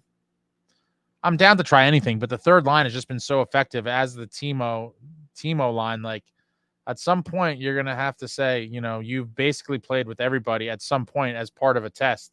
and you've gotten breakaways, you've had shots, you had a shot at an empty net, you got to freaking bury him. Let's be honest, with Palat, lack of forward depth and injuries, this is a 3-line team. Bury Palat in the 4th line with Mac and whoever, roll those top 3 and hope the Russian can help in March. Bigger ice over there, more room to move. I think they play very defensive game in the KHL. Gusov, issue with skating, issue not the same with grit.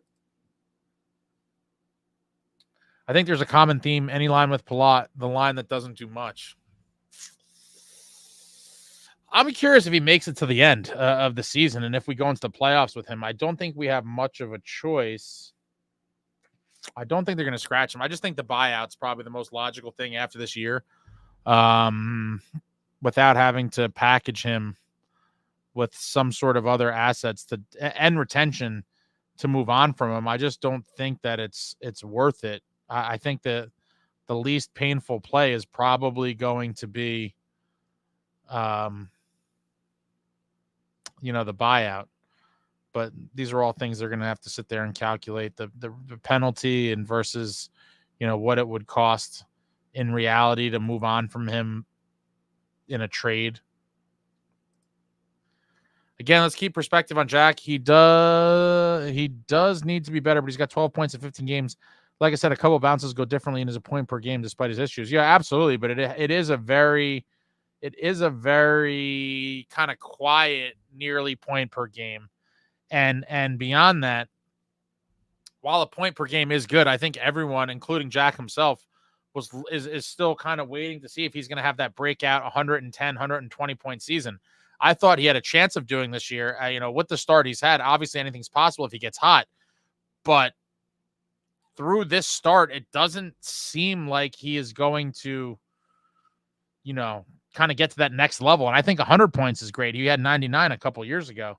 But I do think a lot of us are waiting to see, is he going to be that legitimate 110, 120 point guy? And so far, he doesn't seem like he is this year. If we have a deep run ahead of us, Palat needs to be ditched before trade deadline. He's an anchor. Otherwise, they should Vegas him and take that LTIR. I mean, that would be amazing. But can you just completely fake it? Like, doesn't he have to go down and like roll on the ice and hold a knee or something? And I also always wondered, like, if you said a guy has a broken knee or some crazy injury, does the league verify this in any way? Or can you just, if guys were willing to do it, can you just put guys on LTIR with any kind of bullshit injury? I'm so curious. But Vegas has definitely found a way to, definitely finesse the whole LTIR system. Someone take Palat up back and hit him in the spleen. If we pull a Tampa Vegas fake injury with Palat, the league will kick the Devils out of the league. That is true. The Devils get the harshest punishments for everything. The fact that we were penalized with the Kovalchuk contract when tons of other teams signed similar deals before that is complete bullshit. Trade Palat back to Tampa for a hockey bag and a few sticks. Palat has a chance playing with Jack and Brad to bury some goals, but he's more of a guy that wins board battles and grinds. First and third lines are honestly perfect. Couldn't ask for more out of them. I really think Hughes needs to find an effective net front guy to build chemistry with. Give him the freedom for creativity. Nancy Kerrigan. Oh, man, what a reference. Some of these young bucks, and you butchered her name, Matt, but I knew what you meant. Yeah, he wrote Nancy Kerrigan, but what he really meant was Nancy Kerrigan, which I believe was Kerrigan. Poor woman was an Olympic ice skater and was very dominant in the, I think it was early 90s or mid 90s. And like her arch rival was a girl, Tanya Harding. And they were going head to head in the Olympics, I believe it was. And the girl, Tanya Harding's boyfriend, I believe, his name was Jeff Goluli, if I'm not mistaken. In an effort to give Tanya Harding the advantage and eliminate Nancy Kerrigan from the competition, which would have made Tanya Harding probably the gold medal favorite, he had like a freaking, it was like some, I don't know if it was like a crowbar. I think it was a crowbar or some kind of wrench, some kind of huge metal object. I forget the whole story of where it was, but essentially he ran up to Nancy Kerrigan and like bashed her on the knee. And she was like, why? Like on the ground, like screaming, why? And this sick bastard crushed her in the knee with this metal object so that his girlfriend would have an advantage in a ice skating competition. I remember hearing about this. I'm like, these people are nuts. This is crazy shit. Jack is still a young player going from a system where he didn't have to think much into a system where Keefe is asking a lot more of him. I think he's done decently at the other parts of his game. 4 goals so far isn't great. I don't know why Jack has a chance at 100. I don't know that Jack. We are deep with scoring in our rolling lines. Vegas does it. Matt is drunk. Nice. Enjoy your beverages, sir. Don't apologize for living your life. Absolutely. There it is. Why, Walt? Yeah, it was crazy, man. What a bizarre sports story. That's the movie with the hot blonde. It probably could be. I don't think Tanya Harding was great looking in real life, but they probably made a hotter version of her for the movie. Tire iron. Okay. Is that? I think Galuli used the pipe. I can't spell that shit. I can't spell his name either, but it was some kind of metal object, and he bashed her in the knee. Like, what a sick bastard. Palat and Tatar on fourth line of the playoffs could be a sneaky good call. Play them situationally. We can use third as a fourth line, but at least both vets are sound defensively with experience. Oh, I remember that. The knee shattering hurt across the world. Puck Gobo, if it came to it, if Ottawa said Brady for Jack, straight trade, would you do it? It'll never happen because we have his brother, but in a vacuum, I would do that trade. I love Jack Hughes, but I just think Brady brings, more elements. Well, if you're not cheating, you're not trying. Well, that's quite the cheat. Really, taking us back with female ice skating Olympics drama. By the way, it wasn't her boyfriend. She found a stalker, effed his brains out, and sent him on his way. All right. It's similar enough. She found a stalker that was down for the cause. Okay. It happened in Portland, Oregon. Best part was her boyfriend couldn't get out as the door was locked. Easiest arrest ever. No, the girl from Barbie's in it. Are you talking about Margot Robbie?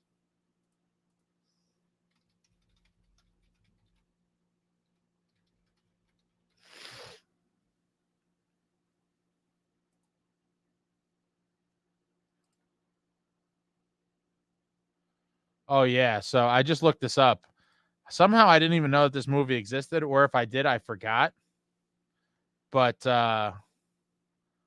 Margot Robbie is in a different stratosphere than this lady was. Tatar is shit, but I'd rather him with Jack than less Palat. Bodyguard. Margot Robbie played her in the movie. They had to ugly her up. Yeah, I'm looking at the pictures right now, and I'm like, yeah, they definitely downplayed. What the? I wouldn't have even known this was her. That's wild. Wild stuff. How did we start talking about this shit? I can't even remember how we got here. And then Tanya Harding was fighting Paula Jones on Celebrity Boxing. Bunch of nods. Margot Robbie and Wolf of Wall Street. Wow. What a great movie, by the way. But yeah, she was a total smoke in that movie while Leo was out just doing all kinds of drugs and snorting things up his nose and crashing fancy cars. What's your favorite games? What do you mean by games, Puck Goba? What your favorite games? I don't. What do you mean by games? Clarify what you mean by games.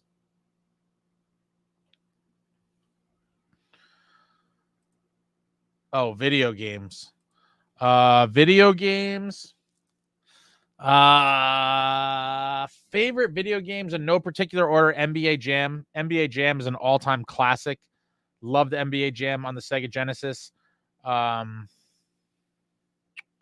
Obviously Sonic had its day in the sun. I loved Sonic on Genesis as well. NHL 94, all-time classic. I really like Street Fighter. Super Street Fighter 2 particularly was one of my favorite video games, and NHL Open Ice 2-on-2 Challenge, which I believe was on PlayStation and also an arcade game. Probably my favorite hockey game of all time. On 64, I loved GoldenEye. That was a great multiplayer game that if you played it on a big TV was amazing.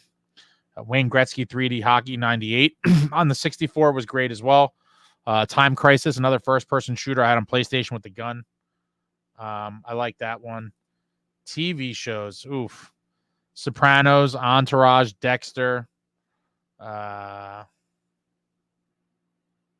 Breaking Bad.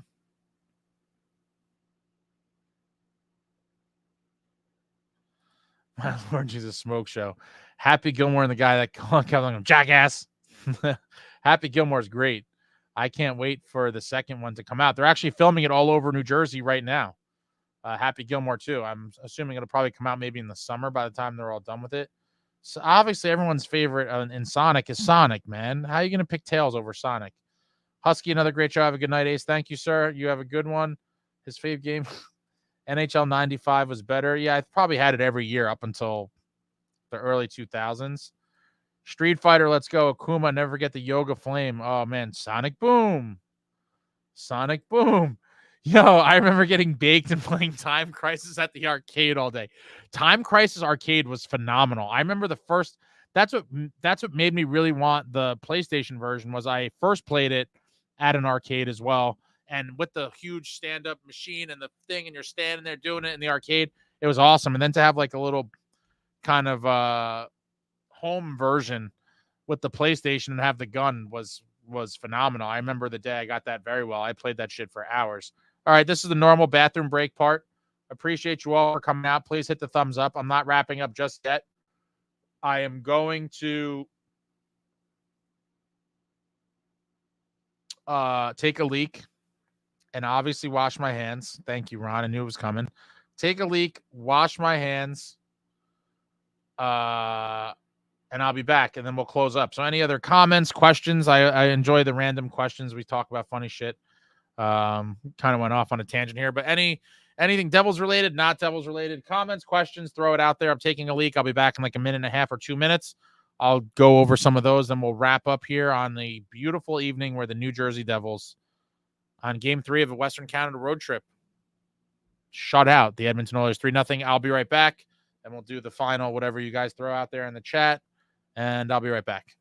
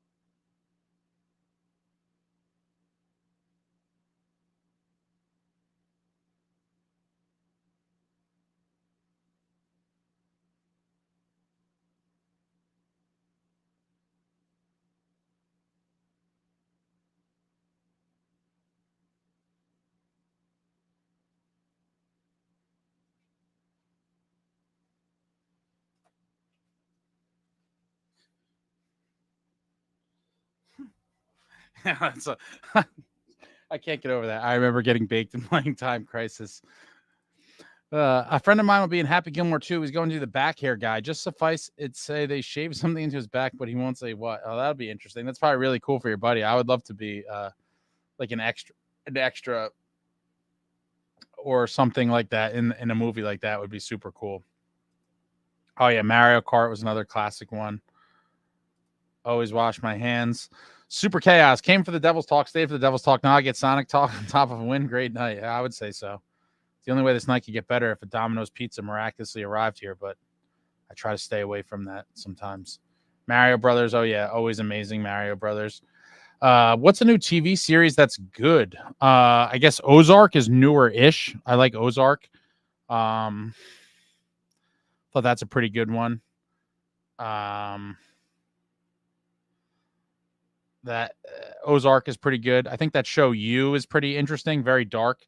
If you're into dark, that show You, someone put me onto that. I thought that was all right. I just don't like all the time in between the seasons. I do appreciate the with technology now and the way all these platforms, like I do like binging stuff. Oh, I also love 50 Cent's Power Universe. If you're into gangster shit, Power was an amazing show. I thought a lot of people didn't like it. I thought it was great. The Penguin, I've never heard of that. I'm gonna have to look into the Penguin. Would I get heat if I wore a Kovalchuk jersey at the Rock? I would say, you probably get a little bit of everything. I personally wouldn't do it, but I do look back at some of the Kovalchuk era pretty fondly. Obviously, highlighted by the run to the Cup in 2012 before we fell to the Kings. Damn it, that hurts. Jake all deserves all credit. What's up, Kobe? Yeah, Jake had a good game. You don't need to be a Batman fan or even a comic fan to enjoy it. If you like gangster movie shows, this will be right up your alley. Okay. Oh, so it's the Penguin, that kind of Penguin. Man, if I had a time machine, I'd so go visit arcades in the 90s. They just don't do things like that before ever again. So I will say, Puck Gobo, I don't know where you live. There are some vintage arcades. Me and one of my buddies wanted to open one. I do think the path to making money in an arcade is super difficult. But if you're in New Jersey, there is I guess it's a chain, or it's independently owned, but they have a few locations. It's called Yestercades, and it's pretty cool. They have a ton of vintage games, air hockey, and I do enjoy going to Yestercades every so often to go play some of those games. We'd be laughing for no reason at all while playing. We get the dirtiest looks ever from parents. And Margot Robbie talk. Yeah, you get a little bit of everything here late night.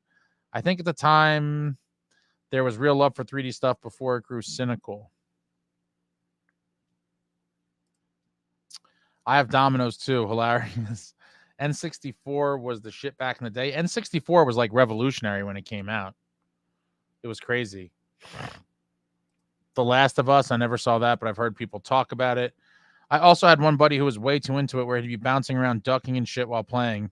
That also make us laugh uncontrollably. Yeah, when playing Time Crisis and stuff, I would get sweaty. I got way too into it as well. I'd be ducking and doing all the fucking reload, and I'm like, shooting at the bad guys. But Time Crisis is definitely a classic. I didn't like the Power follow-ups. The OG one was the best. I agree that the OG Power was the best. If I had to pick, I still never watched Raising Kanan. So someone told me it's good. I have to get around to watching Raising Kanan. I forget the one with the Tommy spinoff. Is that Force?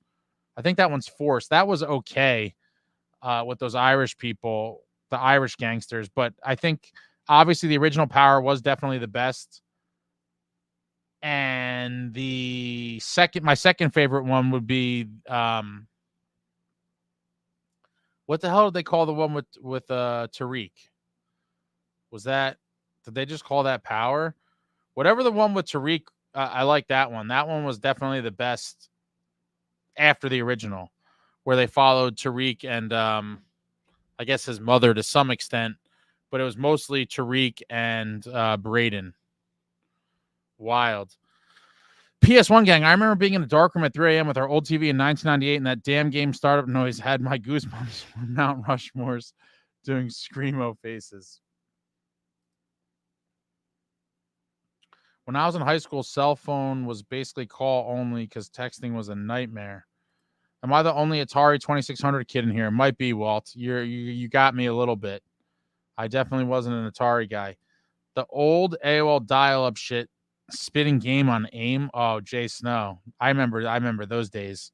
I think girls would put up song lyrics in their away messages, and you have to do the and you hear the whole 56 when you're signing on, and the little AOL guy while you're connecting. Oh man, AOL Instant Messenger AIM. The AIM game was phenomenal. What a great era of technology. Oh man, air hockey is fun, but RIP anyone with exposed long fingernails. I like being old school Dougie with the one-timers on it. I hammer the puck hard in air hockey. There's some adult arcades too. You pay like $35 to get in and play all the games you want, and they serve beer and stuff. So Yestercades doesn't have beer. I think there's maybe, I don't even know if they're still open. There was one in Hoboken, I think, called Barcade. They may have had a couple other locations. but there is some arcades out there. I've only been to Dave and Buster's once or twice, and it seems like most of those games are newer and they're not like the vintage games. So I do think Dave and Buster's is not quite the same nostalgia that most of us are looking for in the old school arcades. Moon Knight was awesome if you're into Marvel stuff. I'm not a huge comic guy. I hated Tariq in the show. The Fargo series is pretty good as well. Yeah, those are the days on AIM. What a time. Oh, man. Wow. AOL Instant Messenger. If you weren't alive for that, you really missed out, because it essentially was like the original text message, I would say. It was like the original text message, but you had to be home. But, people would put up silly away messages, and a lot of times people would put them up when they were sitting there, but the away messages were like trying to get someone's attention for whatever reason. Tecmo Super Bowl, EA NHL, Mortal Kombat, Street Fighter, WWE wrestling games. Yestercades allows booze on Saturday after 9. Luke, you could just bring your own and just start drinking in there? That seems too good to be true. But Tecmo Super Bowl Classic, obviously the it's like a tongue twister for me. EA Sports NHL is a great kind of franchise. I was definitely way more Street Fighter than Mortal Kombat. I would play Mortal Kombat once in a while, but I was definitely way more of a Team Street Fighter guy. And then WWF wrestling games dating back to whenever were always super fun. Dave and Buster's is mostly filled with games that just drain your wallet. I mean, they all just drain your wallet. Your mom would pick up the phone while you're online. You'd flip a shit. Yeah, you get disconnected and booted off, and you're like, damn it. Now I got to do this whole process all over again. Who knows if, little whoever is going to still be on the computer when I get back on. Barcade and other places let you play legit arcade games, not swipe your card all day to play a game for 2 seconds. It was texting before cell phones. Yeah, it was. After 9, you could bring the booze. I never knew that. That's super interesting. I might have to Uber my way over one of these nights to one of these places. WWE wrestling games, making calls on that game and making them do silly stuff is fun. Would have Danica and Stevens doing twin tombstone pile drivers onto people on there. I didn't know you could bring booze into yestercades. You just walk in with it like it's nothing. You're just like, yeah, I'm here with my, bottle of liquor or like a 6-pack. That just seems too good to be true. I'm going to have to look into this. Jason Voorhees, hello. Hello. It is a big New Jersey Devils 3-0 shutout of the Edmonton Oilers, recapping the capping off the road trip, securing 4 of 6 points, and overall, mission accomplished. Mission accomplished. It would have been nice to get 5 or 6, but 4 points is a good start to get this shit back together. Train goes to Westfield and Somerville. You have to check in.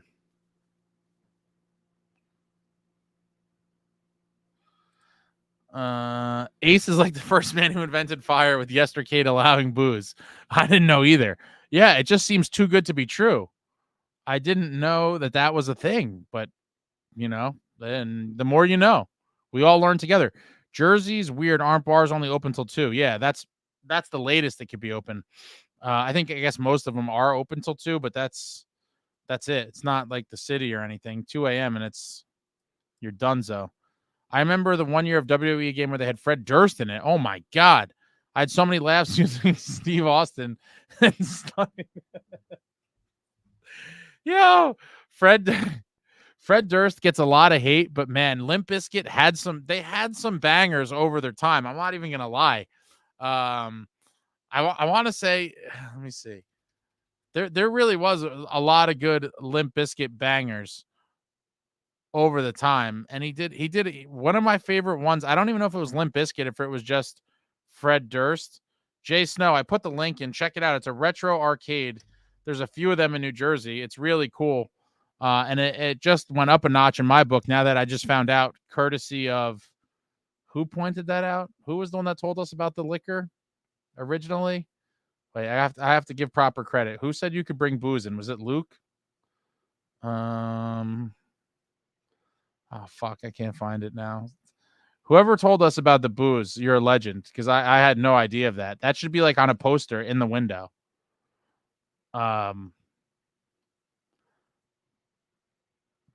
That should definitely be on a poster, like booze friendly after 9.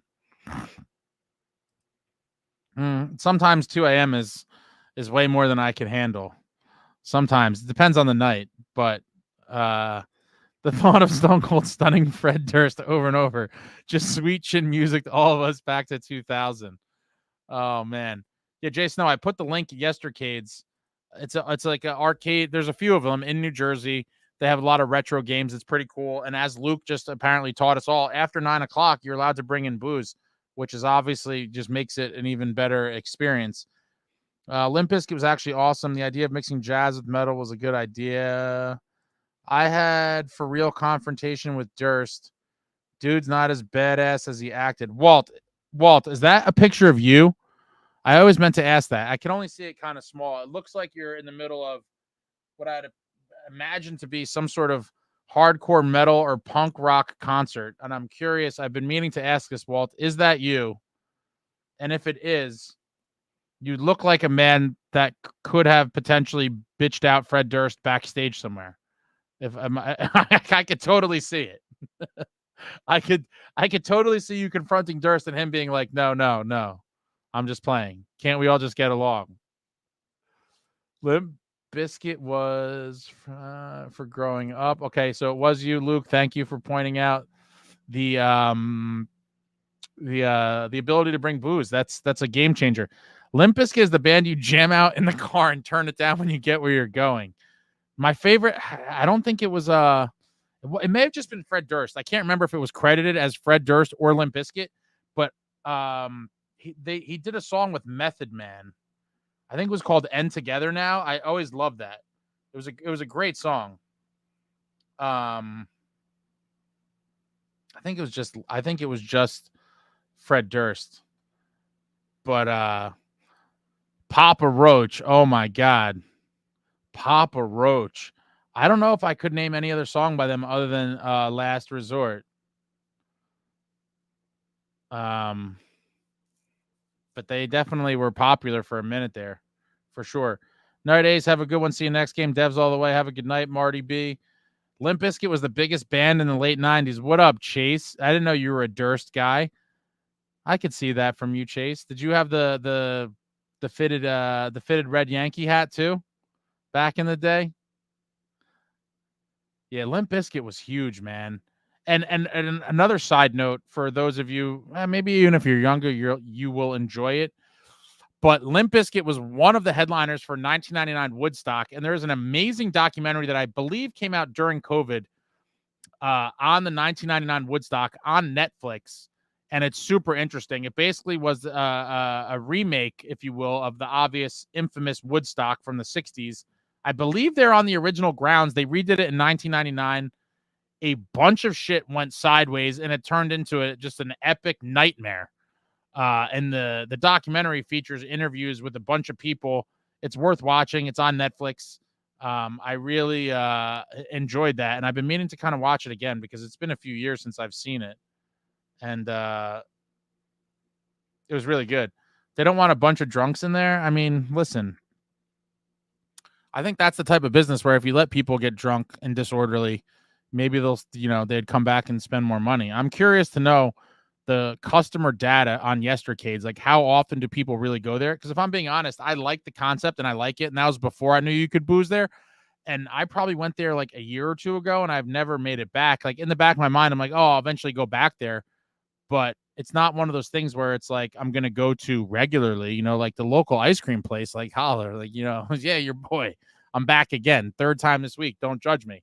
A little bit different than yestercades. Although I suppose because I don't live close, that might play a part in it as well. But just got to be careful with old arcades that a cop made of liquid metal doesn't ask people where you are. No, when you were young too was late for you. Yeah, we're talking about bars though. Oh yeah, Walt. So you look like kind of a scary guy. I'm really curious to know more of the Fred Durst story because that is hilarious. We only have Dave and Buster's in New York, hardcore band. See, I knew it. Walt beat the shit out of Fred Durst. Call before you go. They're all different. Always on Saturdays. So Saturdays is booze night at yestercades. New metal be like the music everyone says they hate, but actually secretly like. I don't even know if I know what new metal is. I'm an old man. I don't even know what the hell that is. Papa Roach, Ultimate One Hit Wonder. They probably had at least one other, but I don't know what it is. Last Resort was it. Yep. Velvet Revolver. Wasn't Velvet Revolver made up of like guys from other bands? Man, my brain, my recall on memory is getting fuzzy in my old age, but I could have sworn Velvet Revolver had like a bunch of guys from other big name bands in it. Chase, I wasn't that big of a fan of Biscuit, but they were big. Papa Roach, though, come on, Ace, get it together. I know who Papa Roach is. I just know the one song, man. Suffocation, no breathing. That's all I got. That's all I got for you. Kind of like Creed, you sing the songs with your head turned to the side. Man, great documentary. Oh boy, I hate Creed. I mean, there's definitely a couple Creed bangers, even though they like to get they get hated on, but they definitely had a couple hits. Yestercades all have a local following and younger kids. I find that to be interesting because these games were before these kids were born. So I always wondered whether they would enjoy playing them if they like, I'd rather play what are they on, PlayStation 5? PlayStation 5 or Xbox at home. I won't go into detail here, but it was a scene. Did this happen in Long Island by any chance? I feel like there's a very big hardcore scene in Long Island, right? Terminator 2. I missed the Terminator reference. I wonder if Fred Durst has any NHL teams he likes. Someone's gonna have to ask him. Velvet Revolver was STP meets Guns N' Roses. Okay, I knew it was kind of a merger. STP, man, wow. Stone Temple Pilots. What a run they had. I'm more of a rancid dude. I got to go to work tomorrow. Good stuff, boys. Let's go Devils. Good night, Luke. Thank you for imparting that so valuable wisdom on us that we could booze on Yestercades on Saturday night. I look forward to testing the theory. And if they give me shit, I'm going to be like, Luke told me this was okay. As I funnel Jack Daniels in front of the Pac-Man machine. New metal was like Limp Bizkit, Korn, Linkin Park, Mudvayne. Oh, my God. You're throwing out some names out here. Wow, Korn. I remember the first time I heard Freak on a Leash. I was like, this is kind of creepy, but I like it. And then obviously Linkin Park had quite a run. Linkin Park had quite a run as well. It's definitely a novelty to kids. Barcades do well because they attract older folks only. Well, obviously, Ron, the shmoney is in the booze because you sell one drink for, $12-15 versus whatever they charge you either per game or to buy one of the card situations where you play all night. The money is definitely in the booze, and it's unfortunate that, in New Jersey, liquor licenses cost a fortune, so it's cost prohibitive for most people. What are we up to now? PS7. Asbury Park, but Long Island has been host to a few ridiculous situations. Oh, man. Mudvayne. Yeah, Mudvayne. I remember this episode. I didn't remember who it was. Mudvayne was the band AJ Soprano went to see in the city and then came back without his eyebrows. Oh, man. Shout out to AJ Soprano. I actually worked years ago. I had a really long conversation with him. He came into the place I worked and we were just bullshitting about all kinds of stuff. I never even mentioned the show. I have to believe that he knew that I knew who he was, but we were talking about all kinds of funny shit. And this, I think, was before. Didn't he get busted in like a high stakes poker game or something in the city, like one of those underground clubs? I think at one point, post Sopranos, he was trying to become like a professional poker player, which I thought was hilarious as well. Every time VTech played, took us one step closer to the edge, and we were about to break. Oh, man. What happened to AJ Soprano, the actor? He's an interesting dude. I don't think he really acted in much of anything else, Jay Snow. He currently has a podcast that he does with his sister from the show, Meadow Soprano, Jamie Lynn Siegler. They have a podcast called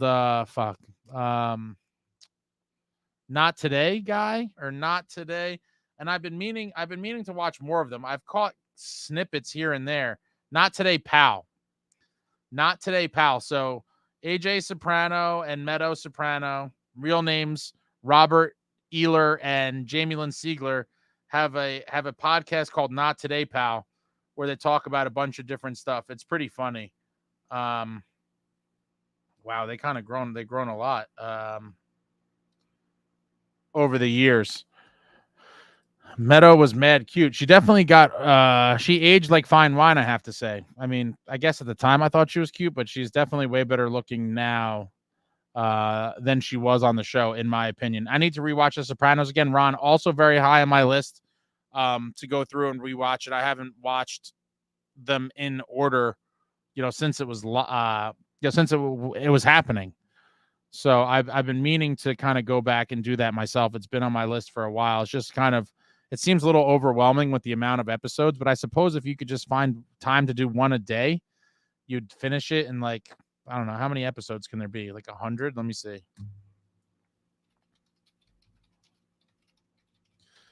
How many episodes are there of Sopranos? 86. Yeah. So if I bang out one a day, it'll be done in 3 months. It's might be something I put on the agenda. VTech, every time you score on me. Good podcast. Chase, you watch it? Can you get full videos or can you only listen? I don't even and I feel like they started it off independent and then what the hell are they even on? Let me see. And then I forget about shit. The way Instagram works is I don't go on it too often, but I feel like things show up on my feed sometimes and then they disappear.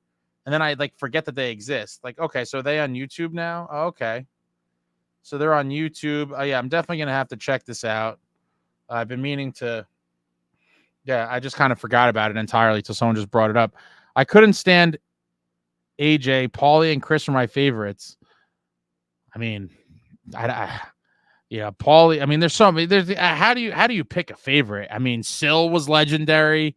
There's just so many funny moments throughout the whole series, and I don't think they really meant for it to be as funny as it became, or at least certain episodes or parts of episodes. Like every time I'll watch the Pine Barrens, I'll die, and there's just so many funny quotables, especially from Paulie, throughout the series. And Syl had a bunch of great one-liners too. One of the episodes that comes to mind is when they're doing they do like an intervention for Chris. Chrissy gets an intervention. It's the Chrissy intervention episode is hilarious. Sopranos gets better every time you watch it. It's funny as shit. It definitely is. I usually watch it every 3 to 4 years, 8 seasons. Chase, you'd finish it quicker than you think. It's addicting. Yeah, I mean, listen, I got a lot going on over here. Like one a day, I'll be done in 3 months. It might be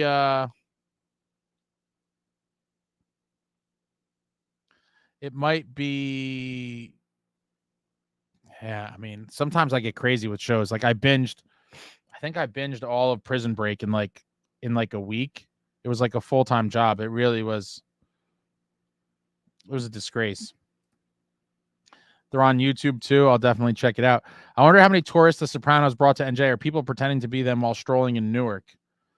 I mean, back in the day, probably, I don't know, probably a fair amount. But as time goes on, it is interesting to see, how long will it be so culturally relevant? I believe that it will be pretty popular for a while. I mean, it is on most, Rolling Stone did a thing of greatest TV shows of all time. It may have been number 1, or if not, it was high up on the list. And it's always super high on all the lists that come out. And so I do believe it'll kind of have that significance for a while. And it is crazy. I would see them filming it regularly. They filmed it all in northern New Jersey and tons in Essex County. And I would see them, filming all the time in random spots. And I met James Gandolfini several times, just kind of out in the world. Mix it with the relish, with some of the ketchup packets. Paulie Walnuts is a legend. Paulie is hilarious all the time. He's so authentic. I'm pretty sure that Tony Sirico really was Paulie Walnuts. Like he wasn't playing a character. On the side, hope this time next year Cotter has a Paulie for his goals.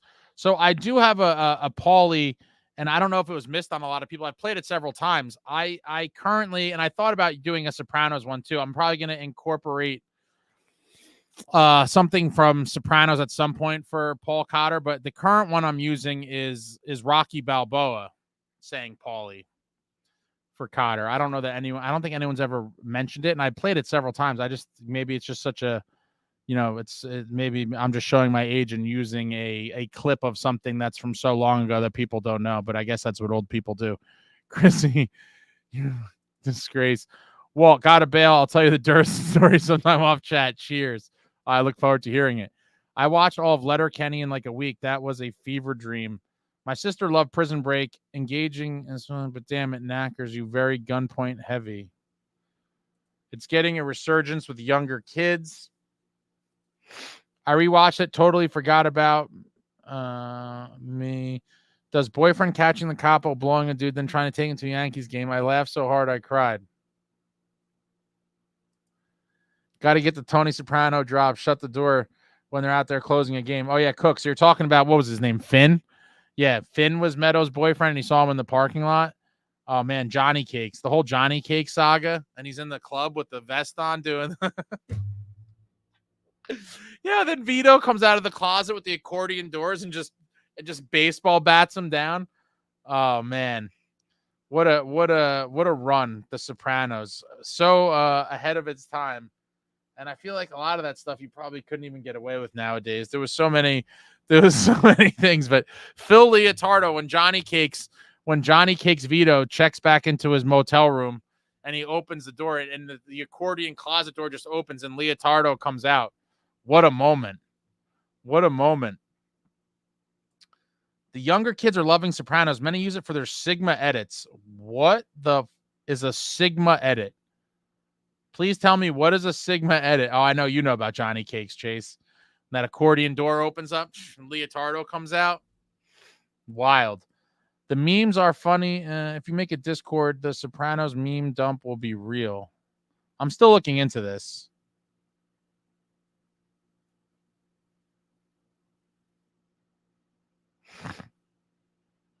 What is this? What is Sigma edits, though?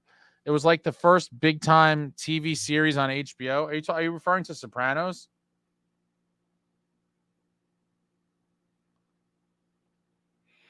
HBO definitely had other big shows before that. I mean, but that probably is one of the biggest ones of all time.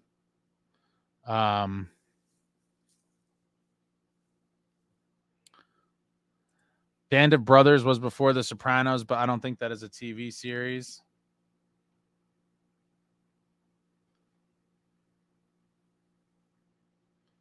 I've also been meaning to go back and watch Entourage. I don't know if there's any Entourage fans, but there was a time in life where Sopranos and Entourage was on the same night. Magical shit. I don't know that I'll ever have that excitement heading into a Sunday night ever before. I would like plan my whole day around it. I'd be like, I got to be done with all my shit. What am I eating? When am I eating it? What are the snacks? What snacks am I going to have for this night? And I think they were back to back. I want to say one was on at 8 and one was on at 9, or I don't know, maybe 9 and 10, whatever it was. I'm pretty sure they were on back to back for a certain time span of life on Sundays. And there was nothing better. Nothing better.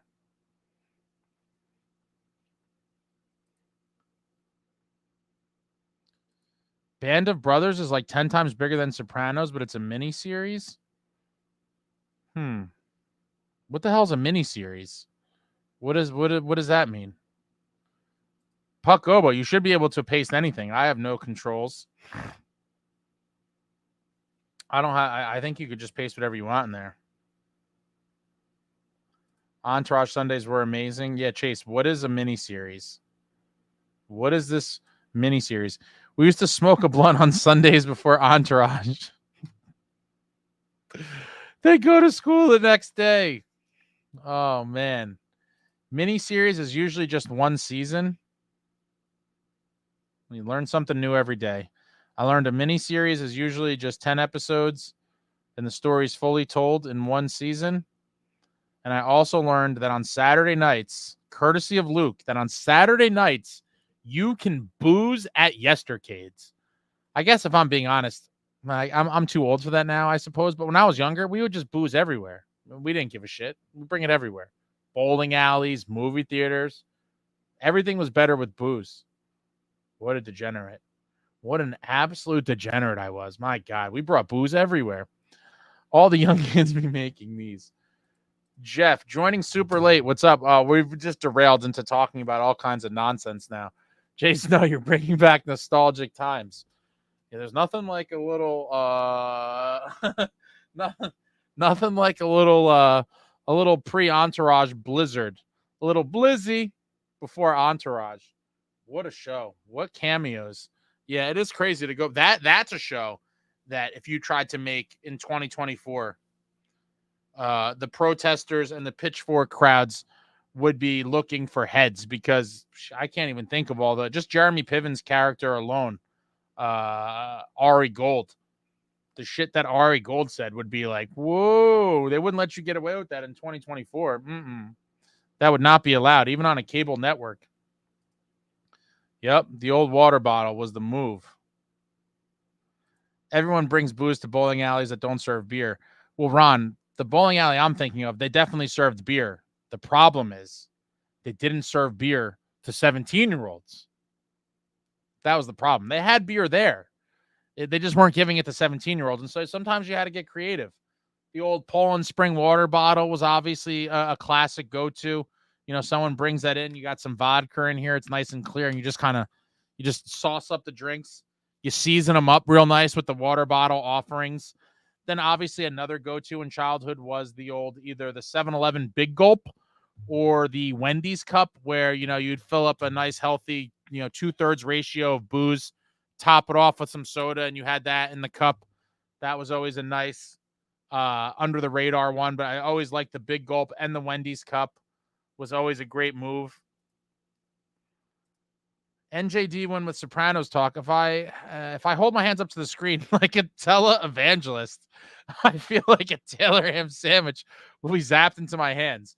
Well, if somehow that did happen, then you could call me Billy Graham, because if somehow we could make Taylor ham sandwiches appear through the screen, I think it'd be a not even million. I believe that could be a $1 billion invention. That's just a given. I've seen like 5-year-olds drink a beer at a bowling alley. Well, I guess not. The bowling alley we had was pretty strict. Now, I did come to find out years later that one of the degenerates that ran the bowling alley routinely would buy beer for kids if you gave him a nice tip. So I think like he was, he would go buy people like cases of beer, and then you give him like an extra 10 or 20 bucks, which is obviously highly illegal. And I don't recommend doing this. But at the time, he was probably in his late 20s, and there was something, he had a couple screws loose. He was probably in his late 20s, and then I found out he was supplying a bunch of kids with liquor, and I was like, why did no one give me the memo? We were always trying to get someone's older brother or sister. You guys know the game, how it goes. As long as you didn't cause trouble, you were all good. Yeah, I didn't want to cause trouble. I just wanted to pour a little extra in the sodas. Yeah, mine too. The problem was we were too young. Ace knows how it goes. Yeah, exactly. Vodka and Gatorade. Man, vodka and almost anything. We didn't start trying to go to the bar till you were older. You're not sitting at the bar at 15, 16. Yeah. That's how we'd pregame before Devils games on the train in public. Vodka, Gatorade, and vodka Sprites. Yeah, it's the good old days. The good old days in America. I love how you guys are the cool kids, and the teacher would warn me about, I was just trying to, I just wanted to have a couple beverages when we were out in the world. Is that too much to ask for? I didn't think it was.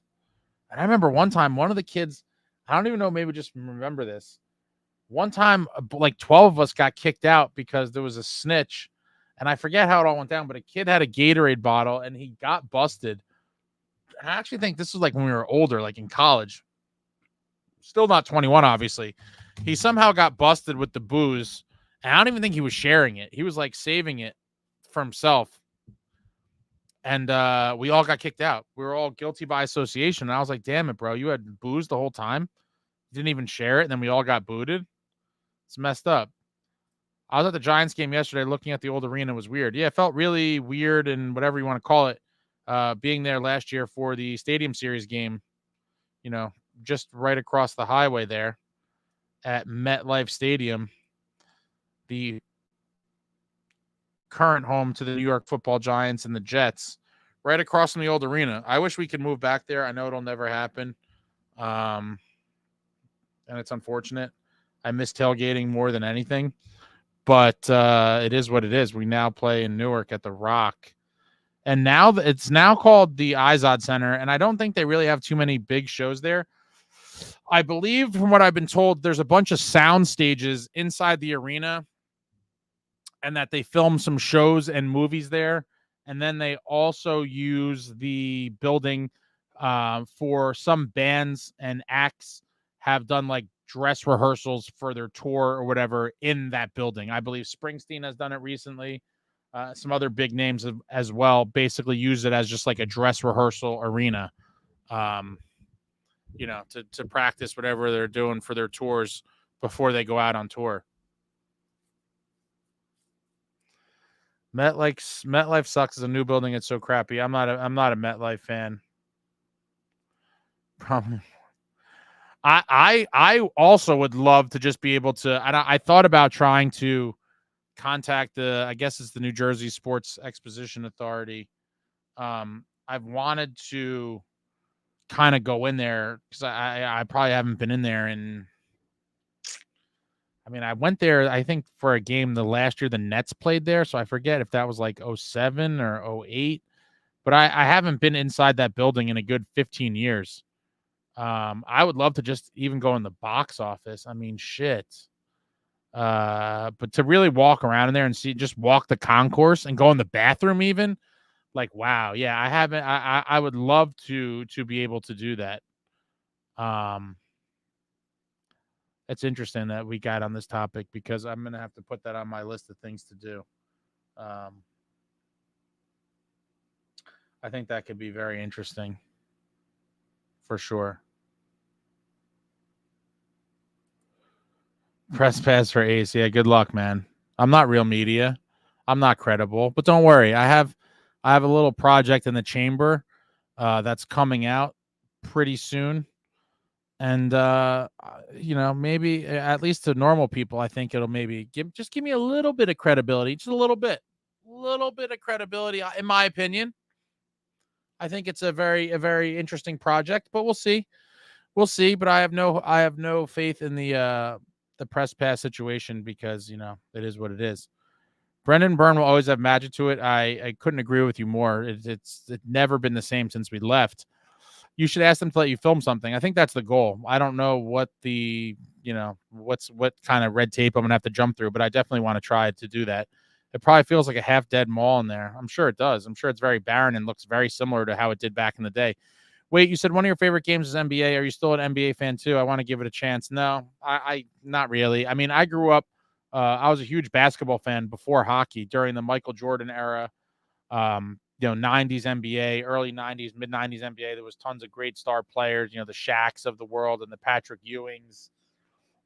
Tons of great players. It was a more exciting game, in my opinion.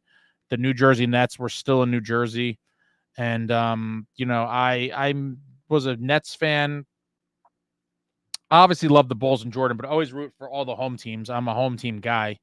Obviously, Devils, Giants, the New Jersey Nets when we had them. In baseball, I don't really like, but if I had to pick a team, I would pick the Mets. But always rooted for the home teams. Went to a lot of Nets games when I was in high school in 02, 03. They were very good. They went to the finals a couple of years. They unfortunately ran into juggernaut teams with, the Lakers swept them and three-peated on our floor. I was at that game at Continental. And then the next year they ran into Tim Duncan, Manu Ginobili, and the Spurs that were kind of a mini dynasty in their own right as well. It's unfortunate the Nets never were able to win a title. That would have been really amazing for the state if the Nets were able to win, but they won 2 Eastern Conference championships in that time. And I was a big Nets fan. I went to a ton of games. They're an exciting team to watch. Jason Kidd, Kenyon Martin, Richard Jefferson, and Keith Van Horn, Lucius Harris. Then later they added Vince Carter, which was a treat. Who didn't love Vince Carter? That was my age, watching him, in that 2000 dunk contest and just being an absolute beast for the Raptors. It was cool to see him on the Nets as well. But unfortunately, when the Nets left New Jersey, that kind of was, pretty much the beginning of the end for me. I occasionally will watch a couple minutes here and there. But when the Nets left New Jersey, I tried to follow the Brooklyn Nets a little bit, but going to Brooklyn is an absolute nightmare.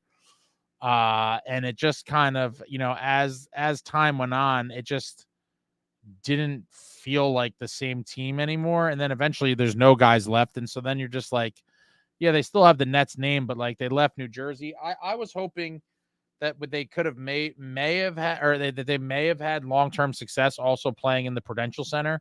And I don't know if I forget. I know they played there for a year, and I don't remember if that was like an audition to see if they could draw people there and they would keep them there, or if they were going to Brooklyn already and they just needed a building to play into for a year. I can't remember all the details, but it did suck that the Nets lost them, and more people in New Jersey should, support the Devils, because it is the only team that truly represents New Jersey. I mean, the Giants and the Jets are New York teams. Yes, they play in New Jersey, but there's only one team that has New Jersey on their chest, and that is the Devils. But it sucked that we lost the Nets, and a lot of my interest in the NBA. Again, I'll still watch maybe some finals games, a couple minutes here and there, but in terms of like really following it, when the Nets left New Jersey, my interest just went. Good road trip. Going to need to go on at least a 3-game heater. I would like to see 4 minimum. The next 3 are very winnable. Montreal at home, Islanders on the road, and then back at home for San Jose. Would love to see it. They give press passes to a bunch of idiots. You can't get one. So, not to go down the deep, hole on this, but essentially is, if you're affiliated, right, with one of these publications or whatever that the team deems to be a legitimate news or media source, they essentially will give you the press pass. But and you guys know some of these, whatever you want to call it, websites and whatever else. I am obviously not a traditional media member or outlet, if you will. And so in those scenarios, they do not like to, and again, everyone, there's exceptions to every rule, but essentially, it just seems like as being a non-traditional form of whatever you want to call this, media or whatever, that many teams, including the Devils, don't really want to help you out in any way. And so maybe I'll try again in the future. I don't know. I don't even know that it would really, I don't know. It's all interesting, but I do think, the bar is very low in terms of the quality of questions that get asked regularly. And I think the faces of both Keefe and the players themselves kind of tell you, what time it is, in my opinion. NBA lost me with the NJ Nets. Yeah, that was a rough loss, man. It really did. The Mets, yep. Hell, what's up, Jeff? Kittles, Van Horn, Kmart, Jefferson Kidd, they were fun to watch. They really were. It's a shame they ran into those dynasty teams. I mean, those Lakers and Spurs teams were just stacked. And it would have been nice if they were able to get one, but they just couldn't do it. They were so good in the early 2000s. They were. Pucks and Pitchforks members. Yeah, I don't know what that is, but if you're affiliated with whatever they deem to be a real media outlet, they'll give you the thing. But I got some things coming out where I got this on my own. I didn't need to count on them for a project I have coming out. Puck Gobo, towards the beer for the Montreal game. Let's go Devils. Thank you very much, sir. Appreciate you. Hopefully the boys have a couple nice days off, maybe get into practice. And when we return to home ice on Thursday, which I'm not sure if I'm going to go to that game or not. We'll see. A lot of times I do a game day decision, but hopefully they get right back on track with another great performance. Hopefully the days off.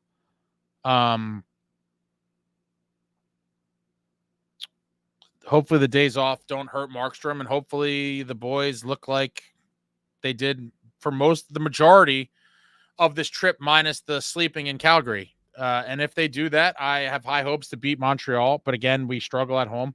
Would love to see that kind of get corrected as time goes on. We cannot play so poorly at home. And we'll see how it goes. But thank you very much, Puck Gobo. Appreciate you. And, we'll be back here after that game. I think you'd have way better questions. Yeah. Pucks and Pitchforks is a Devil's media website, but it's so stupid. Everyone who writes on it has the dumbest opinions ever. They basically... I don't really read too much Devils stuff outside of, like, the main people. Maybe I'll check that out. I don't know what that is, per se. Putch and Pitchforks.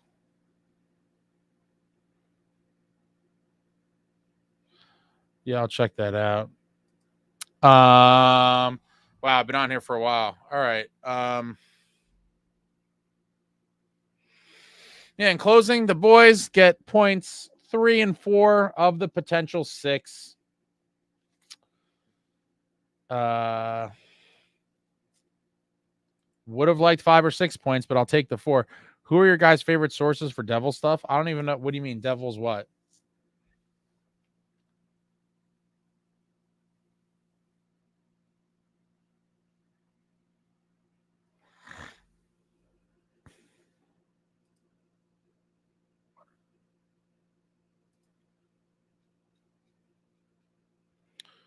Dun, dun, dun. All right. I'm tired. Devils news and opinions. For the news, I just kind of follow the team and, Amanda Stein, obviously, and some of the other people. Opinions, I don't really. I don't even know what's out there, to be honest. For news, I just follow the team and basically all the employees of the team. That's Amanda, or sometimes I guess Catherine, James Nichols. He sometimes has some cool stuff, but most of the stuff the Devils just put out themselves. Jeff, the ace, thanks. You get opinions from me. I don't know about how much news. Maybe once in a while. If you guys are slacking, I don't know that I'm breaking any news stories here, but I definitely have opinions. That's for sure. But all right. I'm tired. That's it. Devils finish off the road trip with another shutout. They start with a shutout. They end with a shutout. A shitty Calgary game in the middle of the sandwich there. But the boys did it. Finish it with the shutout. Points 3 and 4 on the road trip. Got to get their shit together. Got to come home. Got to win some games. Got to string some wins together and keep the Doomsdayers out of my life and out of this chat, out of this live. They poke their heads out after losses. They all seem to go into hiding after wins. Hopefully we keep them quiet and the Devils just keep steamrolling on. Hopefully Markstrom could return on Thursday looking like the beast he did in the last 2 games. I would have liked to see him start tonight, but can't argue with the result. Jake Allen gets his second shutout of the season. Life is good. Life is grand. I will see you all Thursday. Thank you for watching. Thank you for participating. It'd be amazing if you guys could hit that little thumbs up for your boy, the like on the way out. Also, if you could comment on the actual video, that would be amazing. Not in the chat. If you could actually comment on the video itself, I would greatly appreciate that as well. Thank you all for your continued viewership and participation. And it's been a long day. Long day and long night. Like, comment, subscribe, and all that jazz. Until next time, friends, let's go Devils.